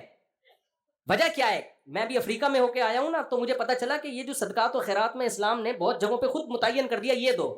وہاں کیا کرتے ہیں لوگ, کہتے ہیں یہاں عیسائیوں پہ پیسے دیتے ہیں, شراب میں اڑا دیتے ہیں. گوشت تو انسان کی بنیادی خوراک ہے. جب آپ قربانی کرو گے تو گوشت ہی دو گے. غریب اس کو سٹے بازی میں گٹکے میں نہیں اڑا سکتا اس کو. گوشت تو ہماری باڈی کے لیے انتہائی ضروری چیز ہے. تو اچھائی اور برائی کا معیار کیا کر کے رکھ دیا, ایسی کی تیسی کر دی انہوں نے. تو یہاں بھی ہمیں گائیڈنس چاہیے. سمجھ میں آ رہی ہے بات کہ اچھائی کی ڈیفینیشن کیا ہے؟ تو وہ ڈیفینیشن ہے, سب سے پہلے تمہارا ریلیشن کریٹر کے ساتھ ہونا چاہیے. اگر آپ خدا کو اپنی فہرست سے نکالتے ہو, لوگ ایک نعرہ لگاتے ہیں سب سے پہلے انسانیت ہے, مذہب اس کے بعد ہے. یہ غلط نعرہ ہے. یہ بھی یوں سمجھیں کہ ایک بری چیز کو اچھے لبادے میں اوڑھ کے پیش کیا جا رہا ہے. ہونا یہ چاہیے کہ مخلوق کا آپس میں ریلیشن سے پہلے سب سے پہلے خالق اور مخلوق کے ریلیشن کو فوکس کرنا چاہیے. دیکھو ماں باپ کا رشتہ پہلے ہے, بہن بھائیوں کا پہلے ہے؟ ماں باپ کا پہلے نا. تو خالق اور مخلوق کا پہلے ہے. تبھی حدیث میں آتا ہے لا طاعت لمخلوق فی معصیت الخالق, خدا کو ناراض کر کے مخلوق کو خوش نہیں کیا جا سکتا. اب کوئی نامحرم خاتون ہے, آپ سے ہنس ہنس کے بات کر رہی ہے اور آپ اس سے بات نہیں کرتے تو اس کا دل ٹوٹ رہا ہے. میرے پاس آتے ہیں نا فون, اب تو بہت کم اٹھاتا ہوں میں, کہ جی وہ میرا بوائے فرینڈ تھا, میں نے اس کو منع کر دیا, بلاک کر دیا, تو وہ خودکشی کے خیالات آ رہے ہیں, اس کا دل توڑنے کا مجھے گناہ تو نہیں ہوگا؟ ویسے ویسے بیوقوف دنیا میں پڑے ہوئے ہیں یار. میں کہتا ہوں آپ اس کو خودکشی کرنے دو, نہیں کرے گا تو آپ کو گناہ ملے گا. سمجھ رہے ہیں؟ کیونکہ آپ نہیں جبھی کرے گا جب آپ اس سے بات چیت کرو گے. تو اس کو بولو بھائی تو کھمبے سے چپک کے مر جا, تو کھائی سے نیچے گر کے مر جا. اس کا گناہ آپ پہ نہیں ہوگا, کیونکہ سب سے پہلے ریلیشن کس سے بنانا ہے؟ ہاں, شوہر آپ کے غلط ایٹیٹیوڈ کی وجہ سے اگر خودکشی کے خیالات آ رہے ہیں, پھر اللہ پوچھے گا کہ میں نے اس سے تمہاری شادی اس سلسلے میں نہیں کرائی تھی کہ برین ہیمریج سے. کوئی خاتون آئی, خواتین بیان سن رہی ہیں, تو ان جیسی خواتین کے بارے میں بات نہیں کر رہا, ان کے علاوہ ٹائپ کی خواتین کے بارے میں بات کر رہا ہوں. وہ ایک خاتون, میرے ایک آدمی لایا اپنی اماں کو میرے پاس نا, کہ بہت ہمارا جینا حرام کیا ہوا ہے اماں نے نا. تو میں نے جب بلایا, وہ بولے جا رہی ہیں, چپ ہی نہیں ہو رہی, میری سن نہیں رہی, خود بولے جا رہی ہیں. میں سوچنے لگا کہ یار ان کا شوہر کیسے رہتا ہوگا ان کے ساتھ. تو میں نے کہا آپ کے شوہر زندہ ہیں؟ کہتے نہیں, وہ تو 10 سال پہلے انتقال کر چکے تھے. میرے دل میں بات آئی فوراً برجستہ منہ پہ, لیکن میں بریک لگا کے روکا اپنے آپ کو نا. میں نے کہا یعنی شادی کو ان کے 30 سال ہو گئے تھے. میں نے کہا بڑی بات ہے, 20 سال نکال لیے اس میں. بڑی بات ہے کہ اس نے, وہ ایک آدمی کی بیوی بیمار تھی نا ہاسپٹل میں, تو باہر بیٹھا ہوا تھا بینچ پہ, تو ڈاکٹر نے آ کے بتایا کہ بس اب چند گھنٹوں کی مہمان ہے. بہت ایک افسوس کے ساتھ اس آدمی کی لمبی آہ بڑھی اور کہا کہ ڈاکٹر صاحب جہاں اتنے سال صبر کیا 2-3 گھنٹے اچھا یہ جو خواتین بیان سن رہی ہیں ان کے بارے میں بالکل نہیں ہو رہی ہے بات. وہ خواتین کہتی ہیں ہمارے خلاف بات کر رہے ہیں, آپ کے نہیں, ویسے ایک لطیفہ ہے. تو بھائی اچھائی اور برائی کا جو معیار ہے وہ کون بتائے گا؟ وہ اللہ بتائے. تو اللہ کہتے ہیں سب سے پہلے ریلیشن کس سے ہونا چاہیے؟ خدا. تو اللہ نے اچھا اس کے بعد مخلوق کا آپس میں, ان دو ریلیشن کا نام اسلام ہے. سمجھ رہے ہیں؟ مخلوق کے ریلیشن کو بھی ایکسپلین کیا, باپ کا کیا حق ہے, ماں کا کیا حق ہے, بہن کا کیا حق ہے, بیٹی کا کیا حق ہے, بیٹے کا کیا حق ہے, بہو کے ساتھ کیسا ریلیشن ہوگا تمہارا. بہت سارے ڈیپ میں جا کے اتنے حکام کے ایک ایک ٹاپک پر گھنٹوں بیانات ہو سکتے ہیں. ایسے لاوارث نہیں چھوڑ دیا کہ بس ہیومن رائٹس اور ویمن رائٹس, نہ غیر مسلموں کے الگ حقوق بتائے, جانوروں تک کے حقوق. میں نے ایک دفعہ جانوروں کے حقوق پر بیان کرنا تھا, اتنی حدیثیں 1.5-2 گھنٹے جانوروں کے حقوق پہ بیان ہوا ہے, کہیں لاوارث نہیں چھوڑا. پھر خدا سے ریلیشن, اس کے لیے بھی خالی پیلی کا ریلیشن نہیں. انگریز کا ہوتا ہے ریلیشن کتنا, اوہ مائی گاڈ, حیرانی میں وہ کیا کہتا ہے, بولو اوہ مائی گاڈ. اس سے زیادہ کچھ نہیں. گاڈ کیا کہتا ہے, شراب پیو نہیں پیو, چھوڑا یار یہ پادریوں کی باتیں ہیں, اس کو سائڈ پہ رکھو. ہومو سیکشولیٹی سوسائٹی میں لیگل کر دی بھائی, ان دونوں کا پرس. غفار کی شادی 17 سے ہو رہی ہے تو سبکتگین کو تکلیف کیوں ہو رہی ہے اس میں؟ ہومو سیکشولیٹی کو اتنا پھیلا دیا. میں تو کہتا ہوں کیسا یار, اللہ کا شکر کرو اللہ نے ہمیں مسلمان بنایا, ورنہ یہی ایک چیز میں گائیڈنس نہ ملے تو انسان پاگل ہو جائے. میں وہ باہر گیا, میں نے پوچھا ان گوروں سے, پوچھو یہ جو جس کے قائل ہیں کہ تم جب بیٹے کی شادی کرو گے تو بہو کون سی ہوگی, داماد کون سا ہوگا, اس میں کتنی بڑی کنفیوژن میں انسانیت کو ڈال رہے ہو بھائی. پاگل ہو گئے بیچارے, برباد ہو گئے یار. تو اللہ سے ریلیشن کے لیے بھی اللہ نے کہا صرف اتنا کافی نہیں ہے, اوہ مائی گاڈ, بلکہ 5 ارکان دیے. سب سے پہلے 5 نمازیں, وہ پڑھی کیسے جائیں گی یہ بھی بتا دیا پوری ڈیٹیل میں. وہ تو پھر ہم مولویوں کے پھڈے ہیں کہ رفع الدین کرنا ہے کہ نہیں کرنا, نبی نے دونوں طرح سے پڑھی ہے. اللہ اس کے رسول نے پورا ایکسپلین, جو ضروری چیزیں تھیں بتا دی ہیں. لوگ کہتے ہیں اتنی نمازوں میں اختلاف ہے, بھائی کہاں اختلاف ہے؟ سب کے نزدیک نماز میں پہلے قیام ہوگا, پھر رکوع ہوگا, پھر قومہ میں جائیں گے, پھر 2 سجدے ہیں. کوئی ایسا فرقہ دیکھا جو 2 کے بجائے 3 سجدے کہتا ہو؟ تو سب کو جو تھوڑا سا, یہ تو اتنا تو اس امت میں اختلاف ڈالا گیا ہے تاکہ اس امت کو اختلاف کرنے کی بھی سلیقہ آئے کہ کیسے اختلاف کیا جاتا ہے. آمین سب کہتے ہیں, کوئی زور سے کوئی آہستہ. اب اس پہ لوگ ایک مولوی تقریر کر رہے ہیں جو آہستہ آمین کہے وہ جہنم میں وغیرہ, دوسرا جو زور سے آمین کہے. تو یہ مولویوں کے پھڈے ہیں, یہ اسلام کا قصور بولو, یہ اسلام کا کی ٹینشن نہیں ہے. تو مولویوں کے بنائے ہوئے ہیں کہ اس پہ اتنا ایکسٹریم لیول پہ چلے جاتے ہیں. سب کے نزدیک صبح صادق کے وقت روزہ شروع ہوتا ہے, غروب آفتاب میں. سب کے نزدیک رمضان میں ہی رکھنے ہیں روزے, شوال میں نہیں ہے جو فرض روزے ہیں. عید بھی متعین ہے, بقرعید بھی متعین ہے. چاند کے پھڈے وہ تو مینجمنٹ کی گڑبڑ کی وجہ سے ہے نا. اسلام نے بتایا بھائی یہ رائٹ گورنمنٹ کے پاس ہے کہ عید کب ہوگی اور بقرعید کب ہوگی. سعودی عرب میں کوئی پھڈا نہیں ہوتا کیونکہ مضبوط حکومت ہے. ہمارے یہاں کو پتہ نہیں چل رہا ہوتا, ہر آدمی اٹھ کے وہ چاند کا اعلان کر رہا ہوتا ہے. ہو سکتا ہے پشاور میں ہو چکی ہو عید, خیر اتنی نہیں ہو رہی. تو وہ کہتے ہیں ہم یہاں کراچی والے غلط ہیں. اب میں اس بحث میں نہیں پڑتا کہ ہم غلط ہیں, وہ یہ ہلال کمیٹی صحیح ہے, ہلال کمیٹی غلط ہے, ایک الگ بحث ہے. تو موٹی موٹی چیزیں ساری ایکسپلین کر دی. لا تقربوا الزنا, زنا کے قریب بھی مت پھٹکو. انما الخمر والمیسر, شراب جوا حرام ہے. انشورنس کو ہم کیوں غلط کہتے ہیں؟ ہمیں شوق نہیں ہے بھائی. یہ یہودیوں نے گیم کھیلا ہے دنیا سے پیسے. یہ ایسے ہی ہے, میں آپ چاروں سے 1-1 کروڑ روپے لے لوں اور آپ کو سیکیور کروں, اگر آپ کی ٹانگ ٹوٹ گئی تو میں ہوں نا. اور بھائی ٹانگ ایک کی ٹوٹے گی صحیح ہے نا, اور 3 کے پیسے تو کھا گیا. یہ فری پھوکٹ میں کھانے کا ایک بہترین طریقہ یہودیوں نے ایجاد کیا. اب چونکہ یہودی ہی دنیا کے ٹھیکیدار ہیں, وہ اس کو غلط نہیں کہیں گے. اگر اسلام ہمارا مذہب نہ ہوتا تو ہم بھی غلط نہ کہتے, بلکہ ہو سکتا ہے انشورنس کمپنی کے مینیجر بنے ہوئے ہوتے. لیکن گاڈ جب بیچ میں آتا ہے وہ انسانوں کو شرارتوں کو جانتا ہے. جیسے اس نے شراب کو لیگل نہیں کیا, ہومو سیکشولیٹی کو اس نے لیگل یونائٹڈ نیشن نے کر دیا, پھر بھی خدا نے لیگل نہیں کیا. تو اس لیے خدا نے جوئے کو بھی لیگل نہیں کیا, انشورنس کو بھی لیگل نہیں کیا. کوئی مجبوری میں کر رہا ہو وہ ایک الگ بحث ہے, بعض ملکوں میں علاج ہوتا ہی نہیں ہے اس کے بغیر وہ, لیکن اس کو صحیح تو نہیں کہا جا سکتا نا. کوئی بھوک سے مرنے والا خنزیر کھا رہا ہو تو وہ ایک الگ چیز ہے, لیکن یہ تو نہیں کہ خنزیر حلال ہے اسلام میں. تو یہ ساری گائیڈنس ہمیں, تو خدا سے ریلیشن کے لیے اللہ نے 5 نمازیں بتائیں, ان میں کوئی اختلاف بولیں نہیں. اس سے پہلے وضو کرنا ہے, صاف ستھرا ہونا ہے, طہارت کے احکام بتائے. اور پھر خدا سے ریلیشن کے لیے دوسری چیز ہے زکوٰۃ. تیسری چیز اللہ نے بتائی روزہ, 1 مہینہ میری خاطر بھوکا اور پیاسا رہنا ہے. پھر حج زندگی میں 1 بار. آپ ان احکام میں بیلنس دیکھو کتنا ہے, کوئی زیادہ مشکل بھی نہیں ہے.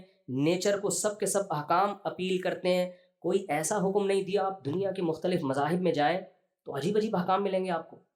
آدمی کہتا ہے یار یہ پنڈت جی کر سکتے ہیں, پبلک میں یہ احکام لاگو ہی نہیں ہوتے. تو یہ سارے اللہ سے ریلیشن بنانے کے لیے، تاکہ انسان کو اللہ یاد رہے. اللہ کو یاد رکھنے کے لیے جیسے ہم اپنے ماں باپ کو یاد رکھنے کے لیے فون کرتے ہیں، گفٹ بھیجتے ہیں، دعوت پہ چلے جاتے ہیں، تو ورنہ ابا مانیں گے کہ میرے بچے مجھے یاد کرتے ہیں؟ اب سارا دن ابا ابا کی تسبیح لے کے کرتے رہو، لیکن ابا کہیں گے بھائی تم نے موقع پہ تو یاد نہیں کیا. تو اللہ کہتے ہیں موقع پہ یاد کرنا ہے. نمبر 1، جب دن کا آغاز ہو رہا ہو فجر سے پہلے، یہ ایک موقع ہے. دن کی ابتدا کس سے ہوگی؟ میرے ذکر سے ہوگی. پھر جب سورج ڈھلنا شروع ہو، یہ ٹائم میں بہت بڑی چینجنگ ہو رہی ہوتی ہے، اس چینجنگ کے وقت بھی نماز پڑھنی ہے. پھر عصر کے وقت میں ایک ٹھنڈا ٹائم ہوتا ہے، کلائمیٹ چینج ہو رہا ہوتا ہے، اس میں بھی. پھر سورج غروب ہونے کے وقت چینج ہو رہا ہوتا ہے، اس میں بھی. یہ 5 ٹائم جو نمازوں کے رکھے ہیں، اس میں زمین میں بہت بڑی تبدیلی ہو رہی ہوتی ہے. ہر تبدیلی کے وقت اللہ نے ہمیں نماز پڑھنے کا حکم دیا. پھر سال میں 1 دفعہ رمضان، 2 دفعہ ہوتے ٹینشن میں آ جاتے، 1 مہینے سے کم ہوتے تو کوئی ٹینشن ہی نہ ہوتی. اور پھر یہ دیکھو اسلامی مہینوں میں یہ، حالانکہ اس وقت بھی یہ شمسی مہینے تھے، جنوری فروری مارچ اس وقت بھی تھے، لیکن اسلامی مہینے میں، تاکہ کسی کنٹری میں جب آپ رہتے ہو تو اگر آپ نے بہت لمبے روزے رکھے ہیں تو آپ کو سہولت دی جائے بہت چھوٹے روزے. ناروے میں جن لوگوں نے گرمیوں میں روزے رکھے 20-20 گھنٹوں کے، تل ملا جاتے تھے، فون کرتے تھے مجھ سے آپ کیسے؟ میں کہا بھائی رکھو، سردیوں میں مزے بھی کون اڑائے گا؟ تم ہی اڑاؤ گے مزے سردیوں. تو اس میں ایک حکمت یہ بھی ہے کہ وہ گھومتا ہے. تو یہ سارے احکام اللہ نے دیے، انہی کی ایک کڑی کیا ہے بھائی؟ رمضان. تو یہ آپشنل نہیں ہے. غامدی صاحب نے فتویٰ دے دیا کل صبح آپ کا پیپر ہے تو آپ روزہ چھوڑ سکتے ہیں، تو وہ فتوے کی شریعت میں کوئی حیثیت بولیں نہیں ہے. اسلام کے احکام آسان ہیں، لچک نہیں ہے. دنیا کے کوئی بھی لا جب بنایا جاتا ہے نا، اس میں فلیکسیبلٹی اگر رکھ دی جائے تو پھر وہ لا ہی ناقص ہوتا ہے. مثال کے طور پر بس ایک آخری مثال دیتا ہوں. دیکھو سورج غروب ہونے سے 2 سیکنڈ پہلے آپ نے روزہ کھا لیا، روزہ ہو جائے گا؟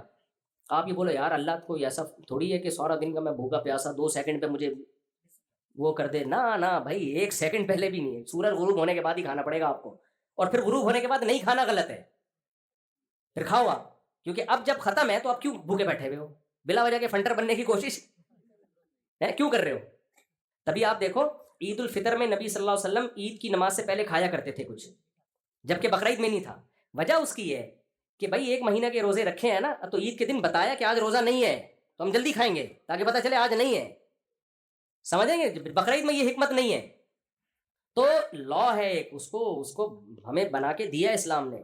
تو اسی طرح زکوٰۃ ہے، رمضان کے روزے ہیں، تو اپنا پہلے ایمان اسلام پہ مضبوط کریں، اور پھر یہ رمضان سے پہلے تیاری کر لیں، اس کی تراویح پڑھیں پابندی کے ساتھ.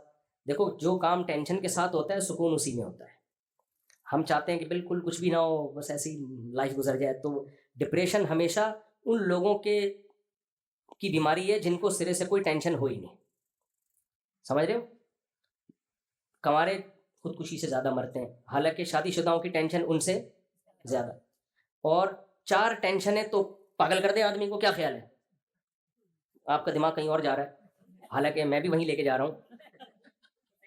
لیکن آپ دیکھو خودکشی ان لوگوں میں زیادہ ہے. گرل فرینڈ کا تو کوئی مسئلہ ہی نہیں ہے، ہمارے یہاں کم ہے، حالانکہ ٹینشنیں ہمارے یہاں